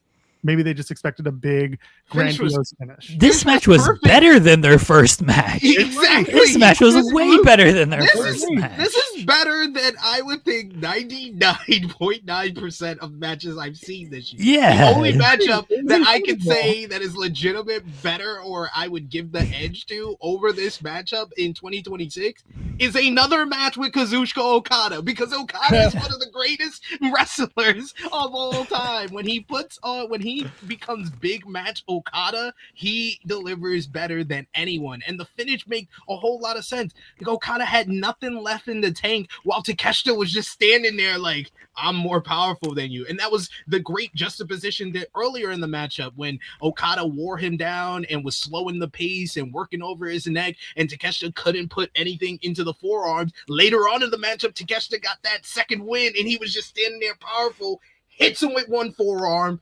raging fire, 1, 2, 3. That was the perfect ending to this matchup. Yeah, this match absolutely ruled. And this match kind of set the tone for the rest of the show as far as this crowd. Because like they were fully there for the first match and everything, but the first match had Cope and Cage. Everyone loves them. It's New York. They had a lot of plunder, a lot of like, fire, Beth returning and everything. Like, very easy to be into this match. The fact that they were hot from the start, you got the holy shit chance from the start on this, as SB3 and I have talked about plenty throughout these past few months, this build sucked. They cooled this thing off so much, and the crowd did not care one bit. The crowd was like, we don't care that the build wasn't very good. We're seeing Okada and Takeshita, and we are here for this shit. And I'm like, oh, okay, we got a special crowd tonight. The whole time leading up to it, Jeremy, was why did we say the build sucked? Because AEW said, hey, when the bell rings, it doesn't matter. They're going to deliver. Yeah. And they did just that. They They did did. the Rhea Ripley at WrestleMania special of let's forget about the build. Let's just focus on this matchup because no one's going to remember that the builds suck after this matchup. And that's what happened. And you know what? Thinking about it, it could have been that this person that I heard give that take, and they praised the match by and large. I think maybe it was that the build kind of soured them, and that's, I get it. But then it was on those two guys to work as hard as they did to bring you in and do an incredible job with the match. Again, I didn't agree with the take. I put it out there for the purposes of explaining why it. Call him stupid. No, because I don't think it was a stupid take. No, I don't, because I respect different catchphrase, Joel. We're gonna talk to Sean and be like, this match, insert match, is just gonna have a line, is stupid, Joe Burrow. That's the shirt. Just let me See, Joel, you could have, as I tweeted, you could have just saved everyone a lot of trouble if you said the match was fine. No one would have gotten offended if you just said fine. You went off course, Joel. That's what you get for going off course. I strayed from the message. Yeah. Could have just called it fine. It's going to be very funny when Matt's on this show and he's like, well, what was your favorite match, Joel? And Joel's like, JC Jane versus Redacted from a random episode of Impact 3 years ago. That's my favorite match of all time. I mean, it was a really good match.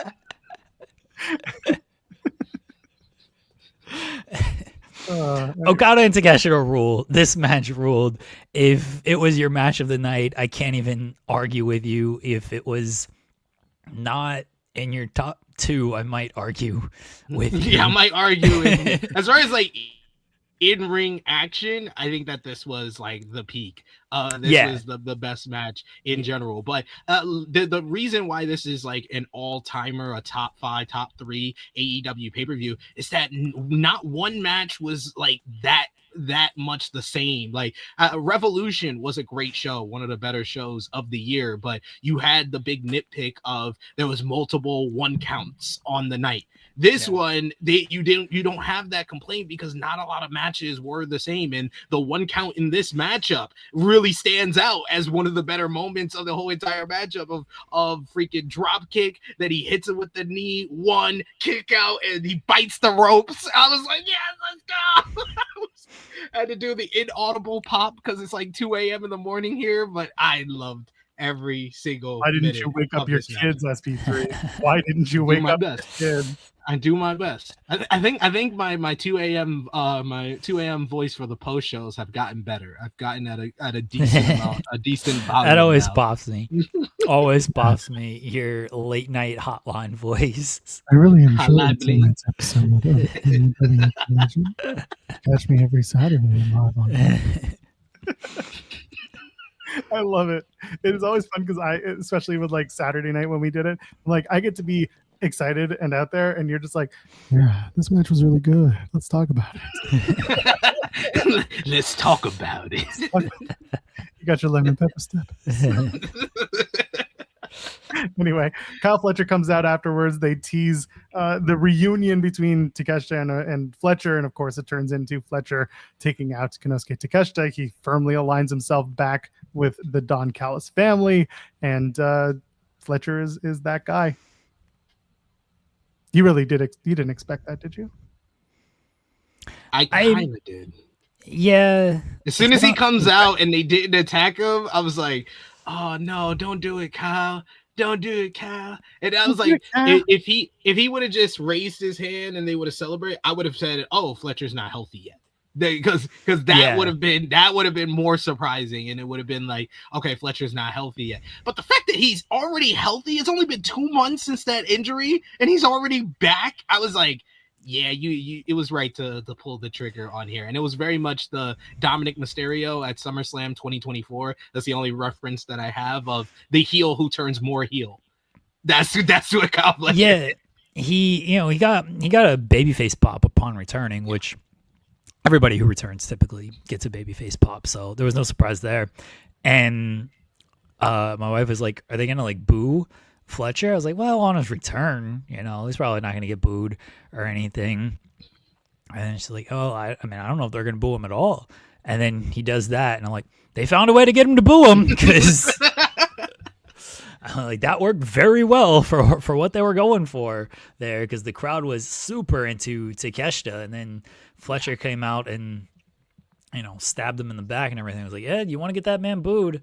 That is certainly how you do it. Yeah, I was surprised because when he came out, I thought he was still like not cleared.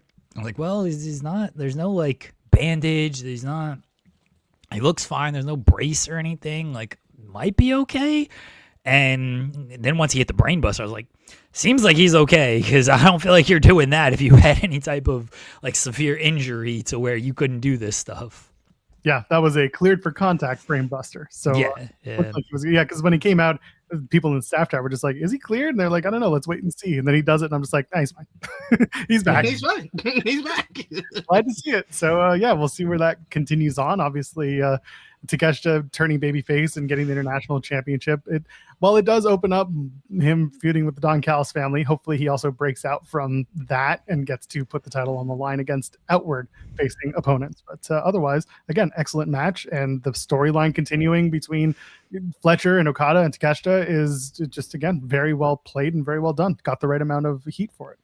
The women's Owen Hart Cup match, Athena defeats Mina Shirakawa. I don't have much to say about this match. It was very much a Joel Pearl fine on a show that otherwise was full of fantastic matches. So Athena winning wasn't really much of a shock. It was just a standard. These two could have done it on Dynamite, but they wanted to put the women's match on the card. So here we are. I thought the match was good.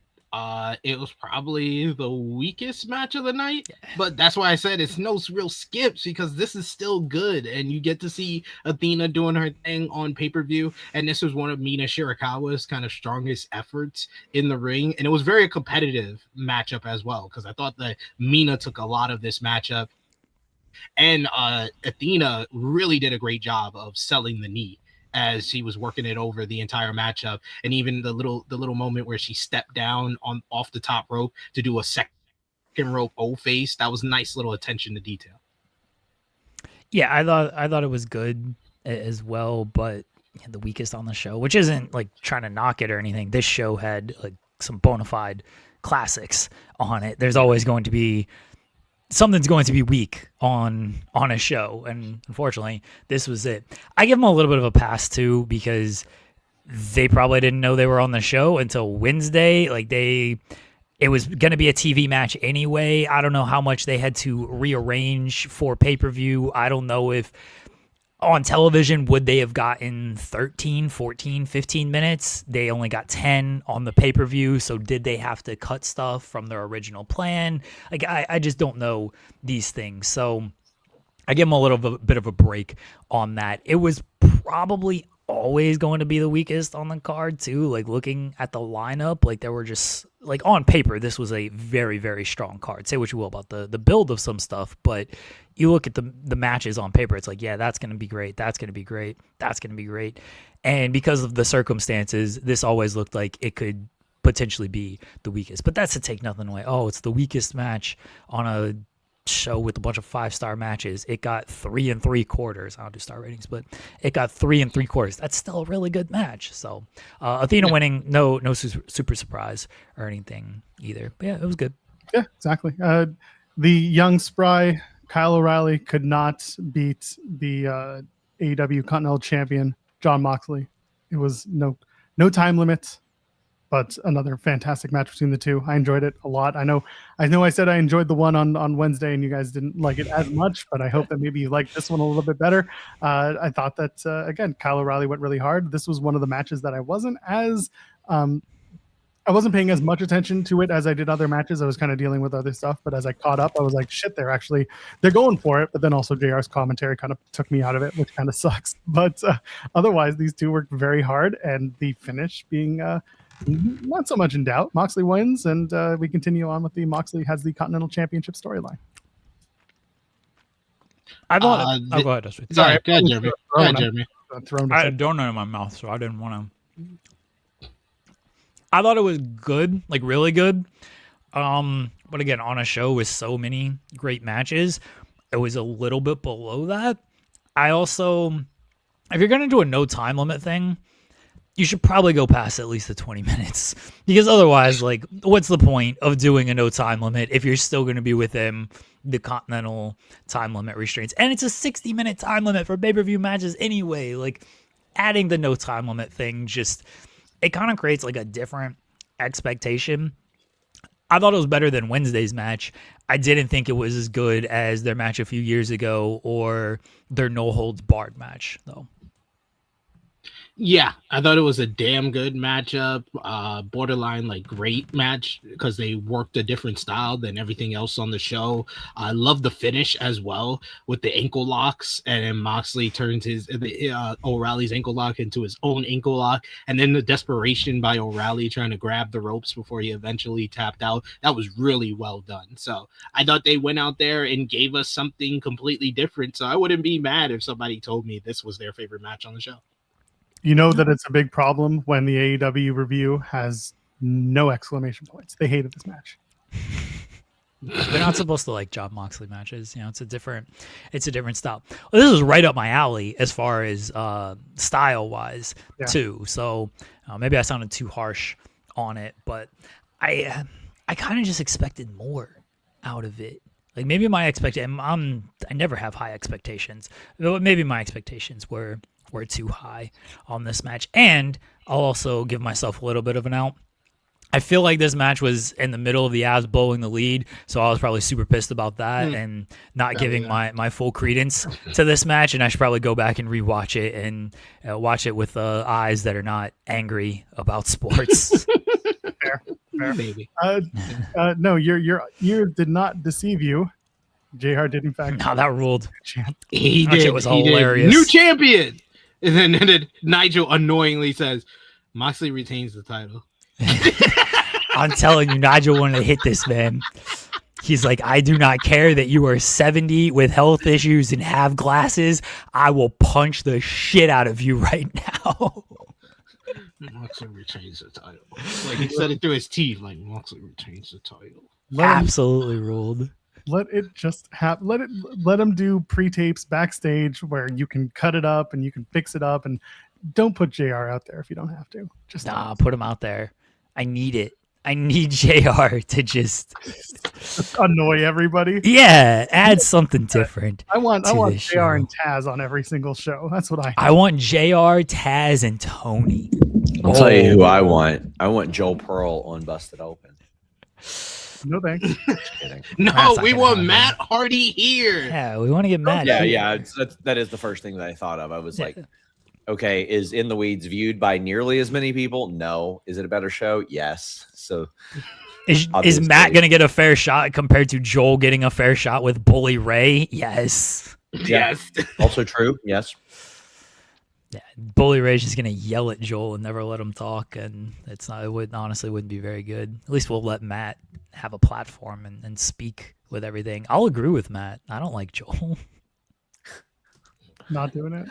He's gonna be like, I do like Joel. Welcome to the show, Joel. Welcome to the show, Joel. What's your name? And then Joel says, Joel. All right, I let you talk. Let me talk now. Let me talk now.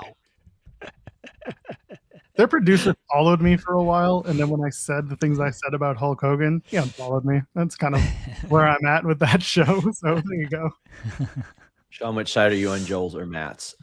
Well, within the context, like, I got to be honest with you, I can't remember the quality of the match. Not taking anything away from them. I just watched so much wrestling that I can't remember the quality of a match 3 weeks ago.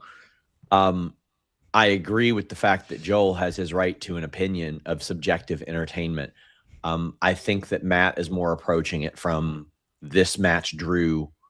Matt was one of the first people to ever treat me like a human being in wrestling, and I'll never forget that. He's always been really good to me. But the opinion of one person doesn't reflect 40 at Fightful either. Like, yeah, we have a big platform, and if we bury something, then that means it was terrible, and everybody's going to listen to us. Joel admitted the match drew. Joel was praising the match for drawing. He was giving his thoughts on the match quality, and Joel didn't like the match. But Joel's stupid, so it's not that big of a deal. Shut up. It'll be okay. Damn. I gotta hop off. Has Matt messaged you of like, No. who's this fucking idiot? No host did. Yeah, I talked to Alba last night. I've already said this, but I didn't like prompt it with him. I was like, hey, can you talk to Matt? And like, what's Matt's deal? I messaged him because he said in the weeds at the press conference, and I was thanking him. And then he was the one who brought it up from there. So we shall see what the fallout is on this. Probably nothing. It was a match that happened 8 months ago. Don't need anything. It's fine. Gave an opinion and I let it go. I ain't saying Yeah, but I'm gonna anything. keep bringing it up just to troll you. Fine, you can keep doing it, but again, I tweeted this out at 11:30 p.m. on a Saturday, and I didn't say a damn word after that. So, what do you want from my life? Enjoy your conversations. I'm gonna make a 5-minute cameo video burying guys you, later. Joel. By Sean. Sean's like, I gotta get out of here before I'm associated with this. He was smart enough to duck this one. He knows how I feel about it too. We only texted about it, and I was just like, "No, I don't want this. I don't care for this."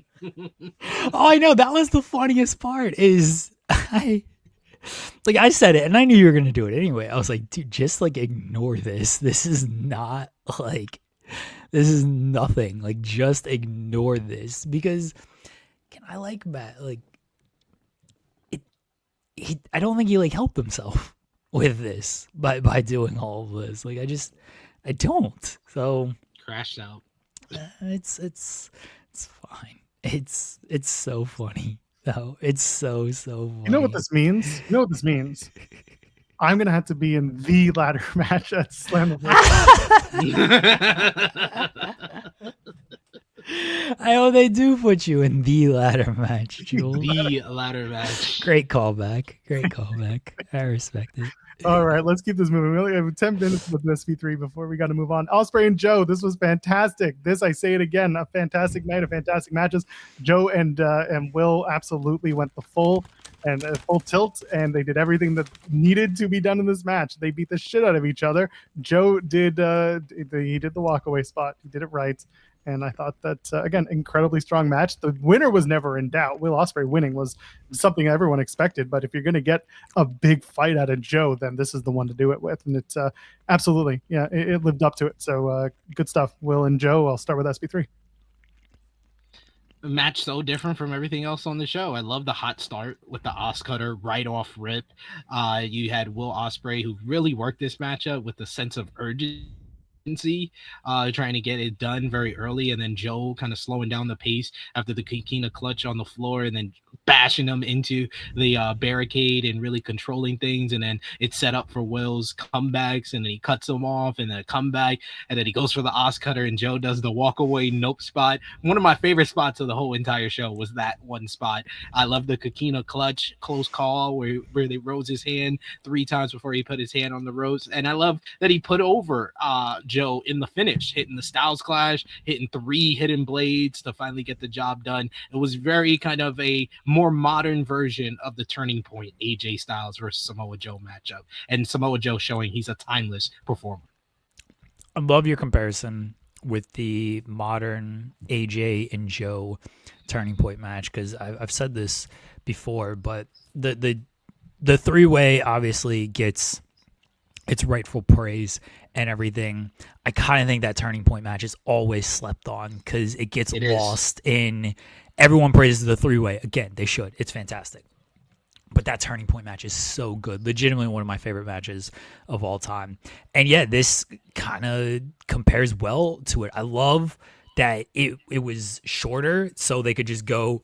I love the start, and like it set the tone of like, yeah, we ain't gonna slow play this. We're going all out from the very beginning, and that's exactly what they did, and it completely lived up to that, where it was just all action from the very start. And love the Styles Clash, love the finish with all the hidden blades. If this was your favorite match on the show, I'm not gonna super argue with you on it. I'm trying to think what mine was. I'm honestly between 3, matches because there were really three that like I really, really loved, and I could even stretch that to a fourth. But yeah, this was absolutely fantastic, and it didn't go 25 minutes or anything. It was like they did a 15-minute sprint, and it completely ruled in that. So this was very much up my alley of match quality here. Swerve and Bandito, another Owen Cup match. All I got to say is stand on a man's shoulders and kick him in the head. This was, again, another really fun That match. is the spot of the night. Yeah. So this is the other one where I'm like, was this my favorite match on the show? I'm not going to argue with anybody who thinks this is their best match on the show. And like it's start to finish, honestly. But like the finish of this is the best finish on the show. With every like standing, kick him on the head, reversing the 21 plex with the cop killer, and it's just like, oh my god, this is so high quality stuff right here. Oh yeah, absolutely outstanding match, and Swerve winning, not too much of a surprise there. But this finish, man, I assume they collaborated on it. I feel like Swerve might have had a little bit more of a hand into it, but kudos to them. I think more one. Bandito. You think so? Bandito does this spot on other people, but I think he just wanted to do it with someone who could do it to him. And Swerve was like, "Oh, what if I did the house call in that position?" He's like, "Bet, let's do it."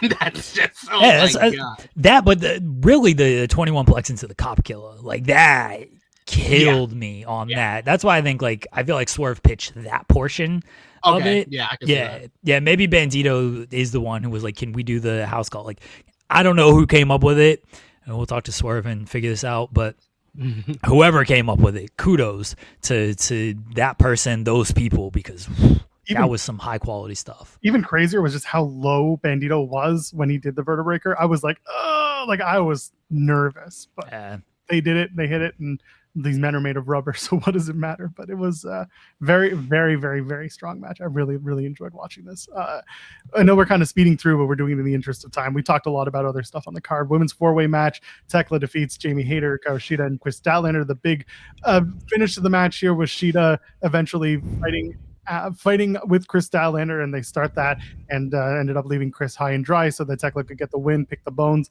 and I'm sure Chris Statlander will be the wild card on Wednesday's Dynamite.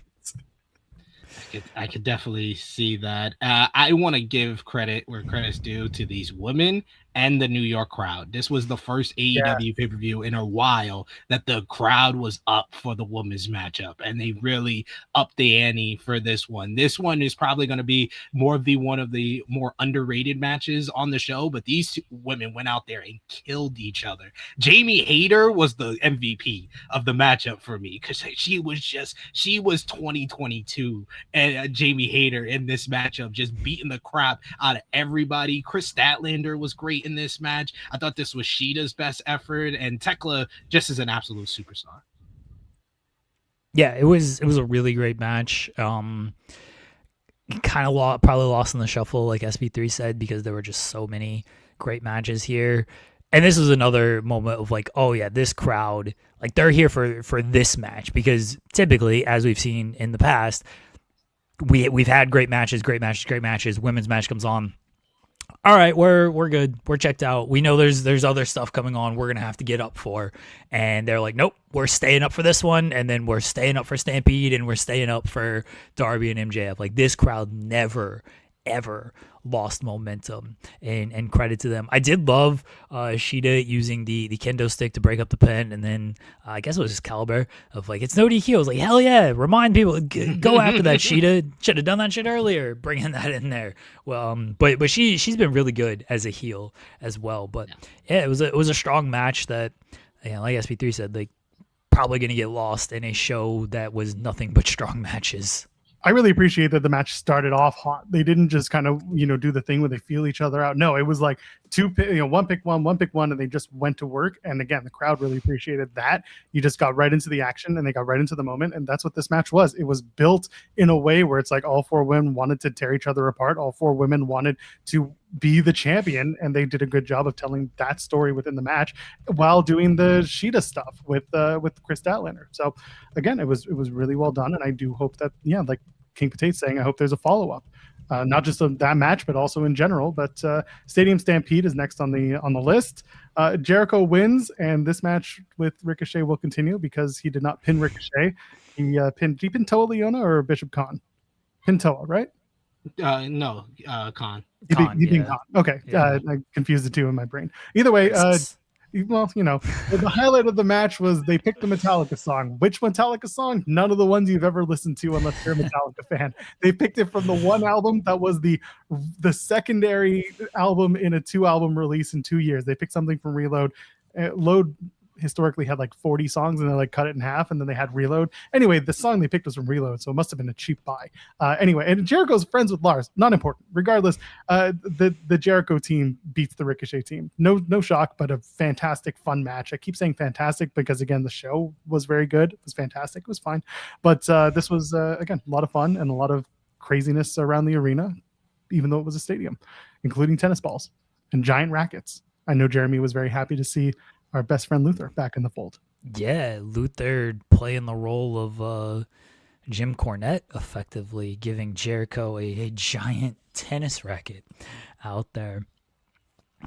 Mark Davis is alive, right? Have we confirmed this? Yeah, like everybody was worried about the bus spot. I was more worried about him taking the drop toe hold onto the chair. Yeah, that looked like it sucked too. I think that was legit with him getting wrapped up in his eye. Yeah, that didn't look good. His eye coming out. Love the cameo by Luther. Love the cameo of my favorite character in wrestling right now, Blackheart Leo Rush. He said it's fine. It's fine. That's gonna be his new. That's his new gimmick. It's fine. He's taking he stole it from when he calls something stupid. Then we're gonna really be on to something with Leo Rush.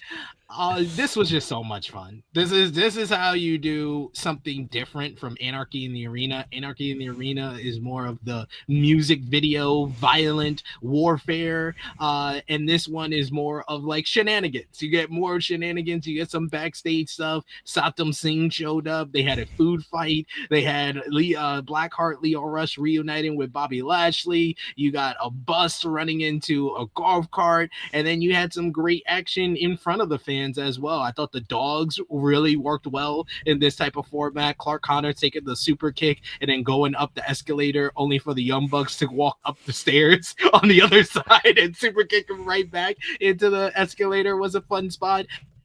Luchasaurus dressing up in his wig and doing the selfie with with Andrade. That was fun as well. This was shenanigans for shenanigans' sake, and I loved every minute of it. It was bad shit insanity, and it was a spectacle that was so much different than everything else on the card, as it was supposed to be.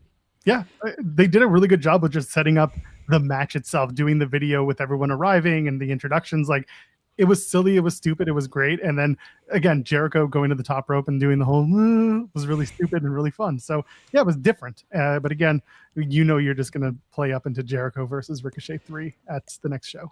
Am I the only person? Yes. Who thought it was Wardlow in catering? Because Tommy Invincible is there, and then there's a man, front background, if that makes any sense, with a man bun, like right there. And I thought it was Wardlow. Didn't he cut that man bun though? I don't remember. I didn't think. Pretty sure. Well, it's been a while. It's been a while, so Fair. Yeah, I thought maybe he brought the man bun back. Thank you. All right, I'm not the only person. Grace thought it as well. All right, I'm not. There's multiple people who thought this. Thank you. I do have to run now, fellas, but I will let y'all finish off. I gave my thoughts on Darby and MJF. We did a post show for Saturday night's main event, so I don't need to stick around for that. Jeremy, that's on you. And yeah, thank you guys for having me today. SP3. Thank you, buddy. When you're done with In the Weeds, join us on the True Hill Heat YouTube channel. We're about to go live for our AEW Double or Nothing 2026 review. Myself, Top Guy JJ, and True Draw Josh were live at the building, so they'll give the live perspective on the show. And John Escudero of Dirt Sheet Radio will be joining us as well. So I will be back here tomorrow with Jeremy to talk about some Monday Night Raw. or Joel or whoever to talk about some Monday Night Raw and AAA. I'm going to talk about the AAA show because that was really good on Saturday, and the Stardom show on Saturday was good, and some Best of Super Juniors. So Joel, watch some highlights tonight. All right, later guys. Take care. Bye, SP3. Thanks, buddy. Thank you. It's gonna have to exit 3 times. There you go. We joked about this the other day when we were waiting for you to come back and I was filling in. Okay. Oh, wait a minute. Okay, I see how you think that may have been. Yeah. Okay, I see it. Yeah, there's a big jack dude with a beard, and there's another guy filming on his phone. This is during the Satnam stand-up. I see Janai Kai there. Yeah, he's got like a man bun and stuff. Yeah, I see. Oh, yeah, there's a guy with that. I see it. I see what you're going for. I just don't. Thank you. Wasn't him. Not big enough, but very big. Yeah. That was I don't feel like he's big enough, and two, like, that would kind of just be a weird spot for him. He's just like chilling back there and catering during this match. I feel like he's a little bit more important than that, but not right now. I guess, but he's been hurt. Either way, Tommy Invincible making the appearance was very funny. If those who may have missed it, he did post a video to socials where he was upset, and then all of a sudden he needs a ride, and the Jurassic Express comes and drives up, and they're like, "Hey," Jungle Jack was just like, "Hey, do you know how to get to Louis Armstrong Stadium?" And he's like, "Yeah, I need a ride," and he came in, and so they kind of like they set it up on social, so it was a little Easter egg for those who were paying attention, which I thought was good. I like it when if they're gonna do a little, what's the word, a cameo like that, setting it up that way is such a fun and innocuous way to do it. So good for Tommy Invincible getting himself a little airtime and having some fun at the show. It's good stuff. Yeah, it was a really fun match, and everyone kind of played their part. I did love Jericho shooting tennis balls at Ricochet with the machine and everything. That was a lot of fun, and everybody kind of got a little bit of shine in this match, and we'll see it again next year, I guess. See it again. Well, you won't see Stadium Stampede next year. You'll probably see it, honestly. You'll probably see it in August. And all I think so? At All In? Stadium? Oh, yeah. They did it last year where they ran it at All In. Or not 2 years ago. When they ran it. Wembley. I don't know if they're going to run it back that quickly, honestly. Well, they'll be the conglomerate dude against, I don't know, the Dogs and... I don't think so. We'll see. I mean, I don't want it to be that way, but I also wouldn't be surprised. Yeah. Finally, we talked about it, not with you though, so we can get into the world title match between MJF and Darby Allin. Yeah, I'll quickly. I don't want to rehash a bunch of stuff. It was another great match. It was a run of great matches on this show.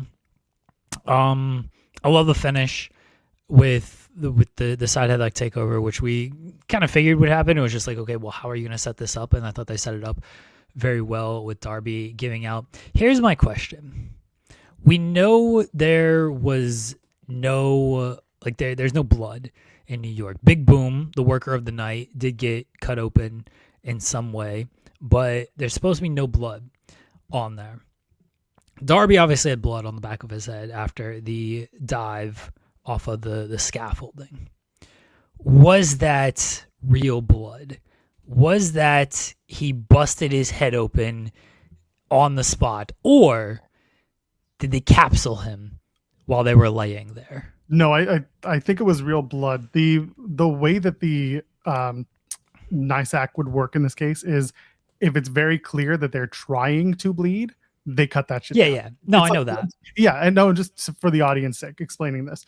It did feel legit. I think he caught his head on the back of the platform that he landed on, because he had the barbershop tiles underneath the table, and I think he caught his head on the back of it, and that just kind of split him open. I think it was an accident, and that's another thing that NYSAC's like is an accident. They also know that the referees are trained and medical is at ringside, so it's one of those. It's a give and take where NYSAC, if this was an indie show, they would have shut it down. And again, because AEW has a medical team there's kind of that unspoken expectation that they're keeping things safe, and NYSAC only steps in if it's flagrant. Whereas, and again, this is me kind of what I've seen and what I've heard, but I don't think that it wasn't on purpose for sure, and it was accidental. So my kind of expectation is that it was they knew what was going on. They took the necessary precautions, and when they said everything's okay, NYSAC would just kind of said, all right, carry on, and that was it. I don't think it was on purpose, by the way. I'll try to explain myself here because I get what you were saying, and I agree with what you were saying. They did the spot, and again, I don't think they jabbed him in the back of the head afterward to make him bleed or anything. I do think he did it. He hit his head. He bled, and it's an accident. And I don't know. Maybe they get fined. Who knows? But it wasn't, because you're not supposed to bleed on purpose with the New York State Athletic Commission. So I don't think they tried to break that rule. Here's where I had not necessarily paused. That's why I posed the question, just to see what other people think. Darby's got him in the sharpshooter. And they've been telling the story of his body gives out, although they didn't really do that in the match against Speedball. It was really in the Guevara match. They've kind of been telling that story, though. And Darby touches like the back of his head to show like, oh, I'm bleeding out. And then he falls. Either, and I will give Darby props, he's a very smart professional wrestler and could put 2 and 2 together of like, hey, I'm bleeding from the back of my head. Let me act like, I'm bleeding out and this is really bad. And so let me fall over. I give him full props on that. If that was his kind of improvisation there. Or that's when I just had my conspiracy theory thoughts of, hey, did they like capsule him there so he could do the whole, oh, I'm bleeding out. Like, it's not just my body breaking down. I'm also losing blood here. So to sell the kind of breaking down a little bit more. That's the only reason I brought it up. It is a conspiracy theory. I have no idea. I'm sure we'll never get a legit answer out of it. I do lean more towards he hit the back of his head off of that fall. He fell from like 20 feet up and came down pretty hard. So it would make sense if he kind of got cut open there. But with the way it kind of looked, and it was just like at his hair, and it didn't seem like there was like bleeding out anymore. And maybe he got checked on in the rubble, and I don't know. They were able to tie it up. It's a conspiracy theory, but I just want to throw it out there. That's fair. It could have been that he thought he was bleeding. Maybe it was sweat and he thought, oh shit, did I nick myself? And then when he found it was just sweat, he said nothing. And then he ended up bleeding at the end of this spot. So I don't know. I would go back and watch, but it looked like it was just, it was clearly an accident regardless. It was not part of the show. It wasn't going to happen that way, but it did add to the drama. And overall, again, a great match, an excellent match. It was a well-told story. I talked about it earlier. It was a match that played into the ongoing feud that has been over 6 years in the making and 6 years long between MJF and Darby Allin. And in that, they got to do those callbacks. They got to bring you in and tell you the story of their work together, their rivalry. And I said it earlier too, that Mick Foley not being directly involved in the finish, but still being involved at the starts of the story, that was the play. That was the excellent way to do it. You open it up, but you do not close or set up any loop at the end of the show. You just open it up and be like, he rides with Darby. That's it. He got kicked in the dick and he's angry at Max, or is he? People are going to think maybe he'll go one way, maybe he won't. Will Mick wrestle a match? What could he do? There was enough that you asked more questions than you did get answers, and that was great. You need to do that. And we talked about the Kevin Knight finish as well, where after the match, as Darby's being wheeled out, Kevin Knight comes out and he does what a lot of people had expected him to do, and that is attack Darby Allin, cementing his heel turn, and that's how they ended the show. So clearly they have something that they want to do with Kevin Knight, and they want to catapult him up the card. And this was the beginning of what we saw coming. So I thought, again, that was very well done. You're seeing an AEW that is getting much more comfortable with telling stories differently and understanding that this is the way we do it, and it's good, and we stand by it. And I think that's great.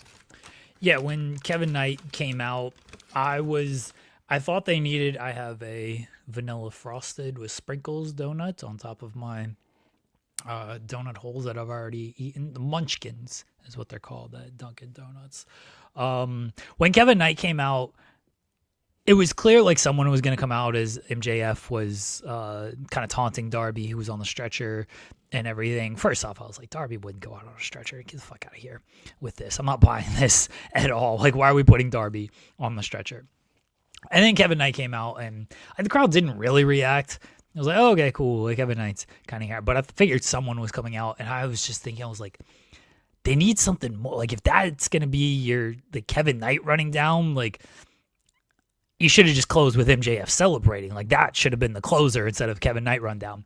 And then when he climbs to the top and you see Darby, I was like, oh, he's jumping. Yeah, he's about to jump on Darby, and that's exactly what happened. And it was a great, shocking moment. I think Kevin Knight's gonna kill it as a heel. He's shown the persona a little bit in previous weeks that have got people like kind of theorizing that he was going to turn heel, and now he's going to get a chance to really do it. So I hope he knocks it out of the park with this. And again, one thing I really liked was that it opened up more questions than answers, including one of them being like, what does his tag team partner do?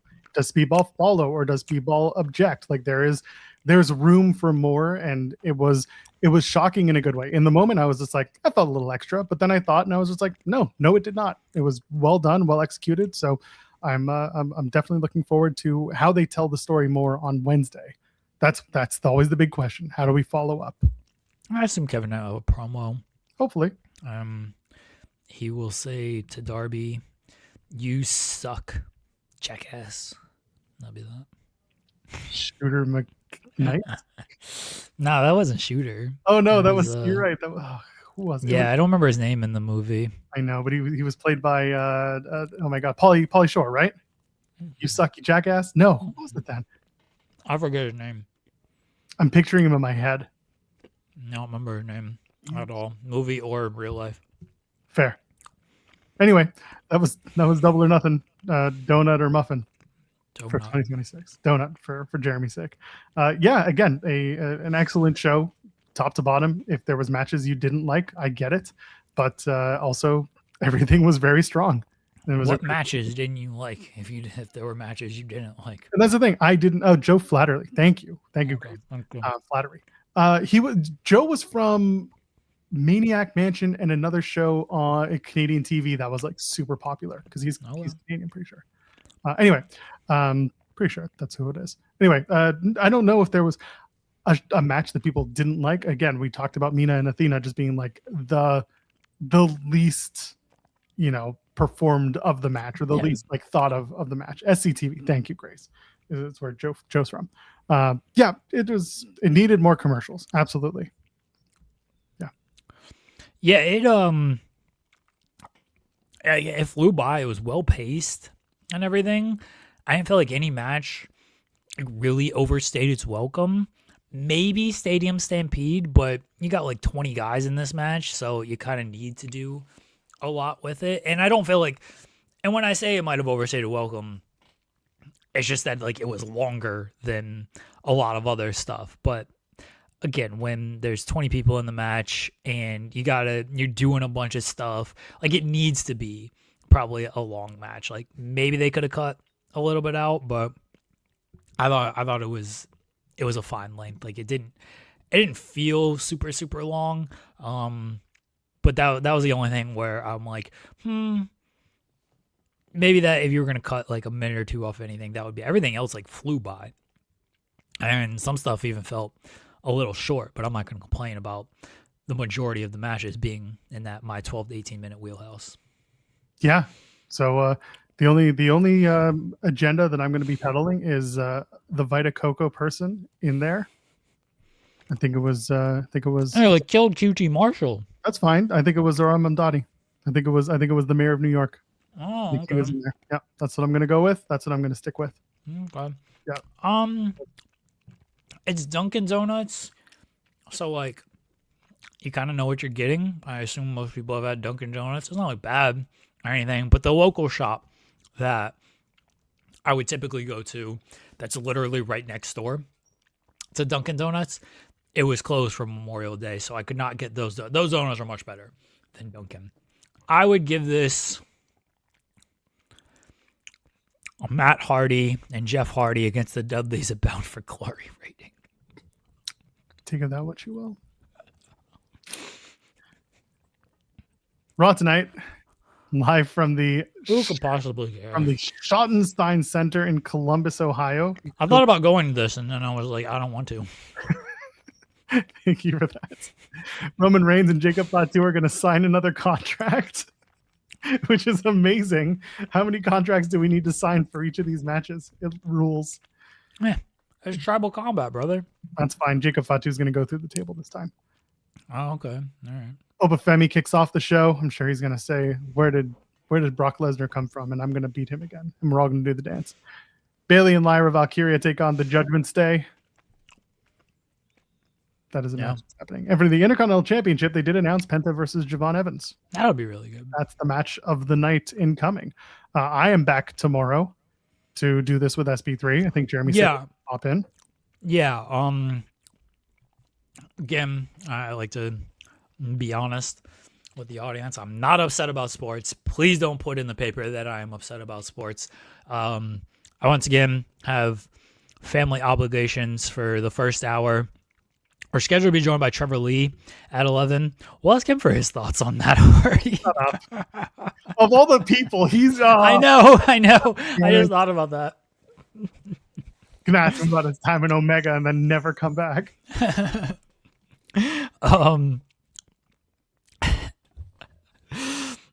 Trevor Lee scheduled to join us at 11.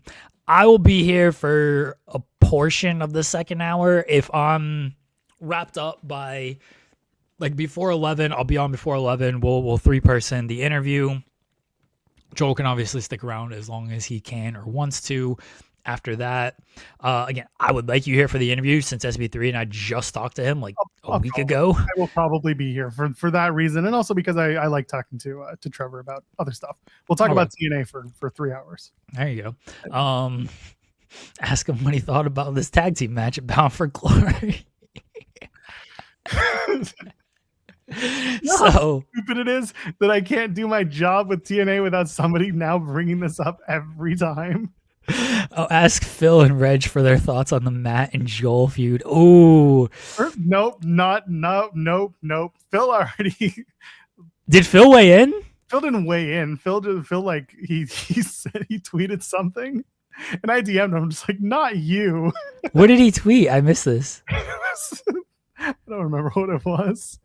Should I simulcast? Hold on. No. I gotta find this thing. Where did Phil do this? Hold on. I gotta find it. It was totally innocuous. Like, it wasn't anything like special. It was just very funny. Oh, well, we're about to make things very funny. Really doing this right now?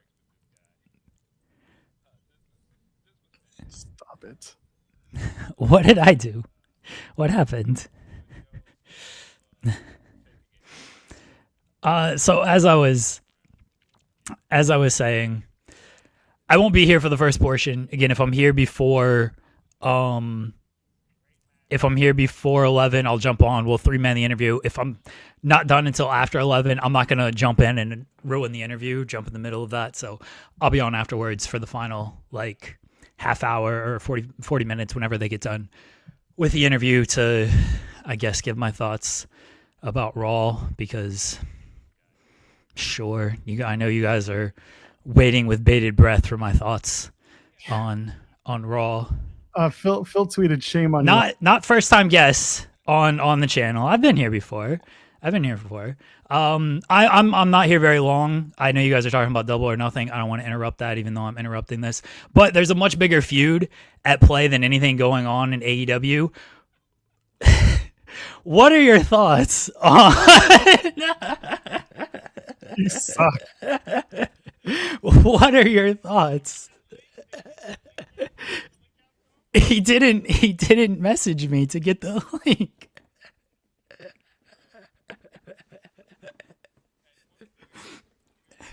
You suck. Oh, same. I was dying when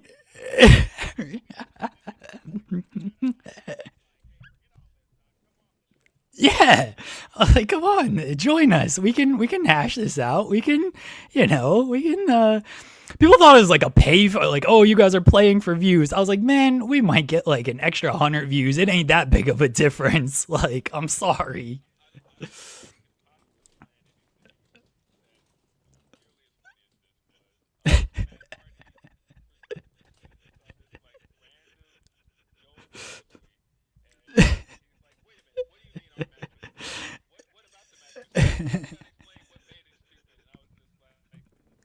suck. The funniest thing was Joel just no sold all of it. He's like, I'm not replying to any of this. I'm not replying to a single word. Yes, that's what we were saying in our group chat. We were like, just don't sell any of this. Like, hopefully he'll just move on. Yeah. He did not, in fact, move on. He got invited on Busted Open. Like, Bully Ray's gonna be fair to him. Like, come on now.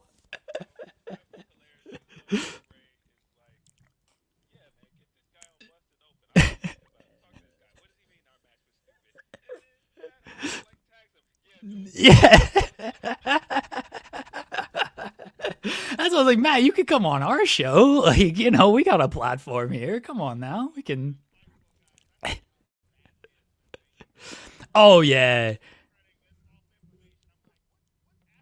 That always kills me. Is like, we got like, Sean, we got like 40 people on staff. Like, one opinion does not reflect the opinion of all of us. Joel's the stupidest one out of all of us. Come on now, don't take his opinion seriously. Relax. No, knock Joel. Fuck it. You can knock Joel.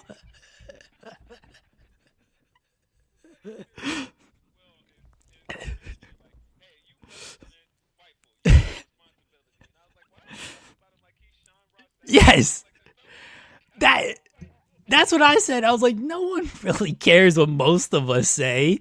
Like, yeah, like, if it's not Sean, no one really cares what most of us have to say. And like, he tweeted it, everyone was ready to move on, and like Matt just kind of like Streisand affected it. Like, everyone would have not paid any attention to it. And he's like, nope, let me quote tweet. Nope, let me do this video. Nope, let Bully Ray reply. It's like, you're giving it way too much attention, man. Way too much attention.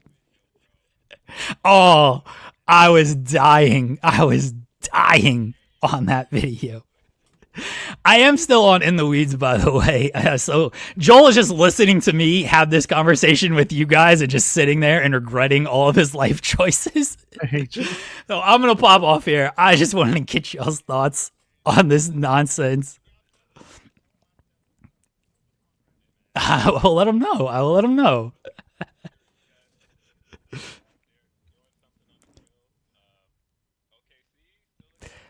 don't want to talk about any of this stuff. We need Dub back. Like, no Dub, no AJ. They're fully healthy. They got a 7-foot alien out there that you can't do anything against. It's it's annoying.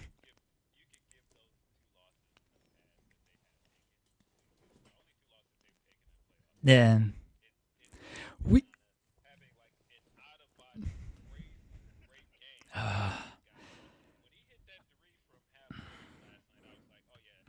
You opened up this conversation.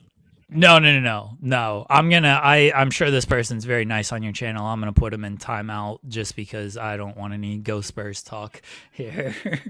Wow. I will take full credit for putting this person in timeout. Everyone knows I'm a little bitch about my sports, and if you try to act like Go Spurs and all this stuff, I'm very sensitive about this.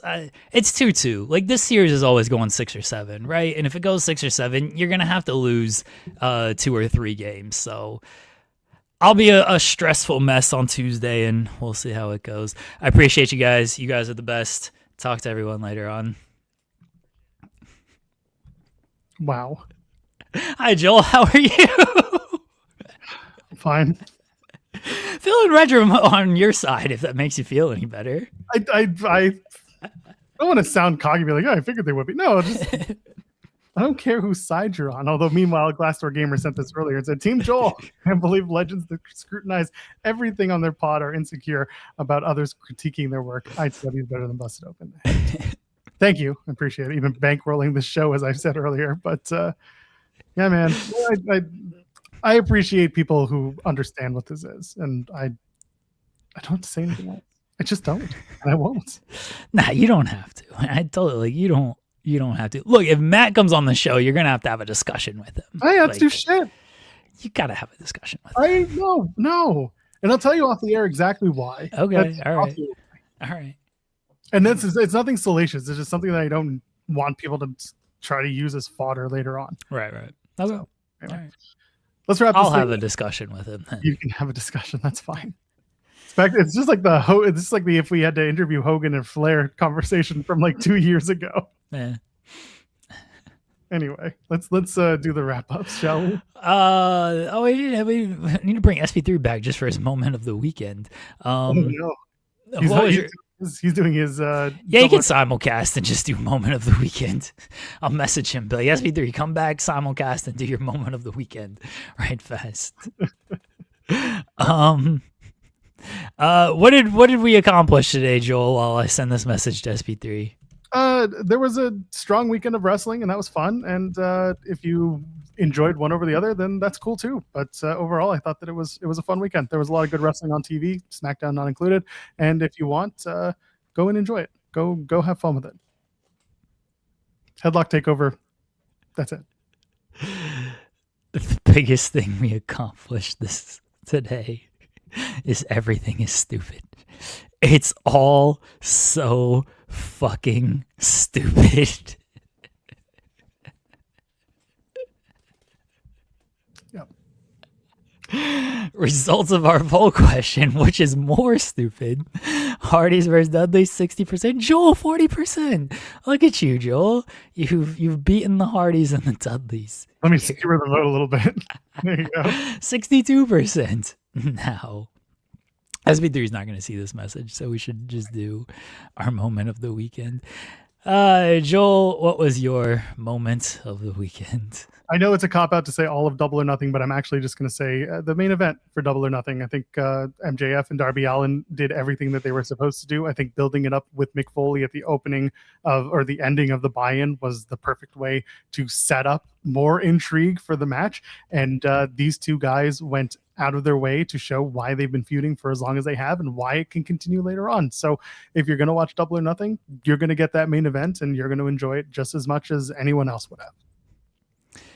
My moment of the weekend was Jim Ross having no earthly idea who Kyle O'Reilly is and continuing to call him this kid, and Nigel McGuinness getting very frustrated with Jim Ross and his commentary of not knowing Kyle, not knowing the history between Moxley and Kyle, and not knowing that Moxley retained the championship. It did not win the championship.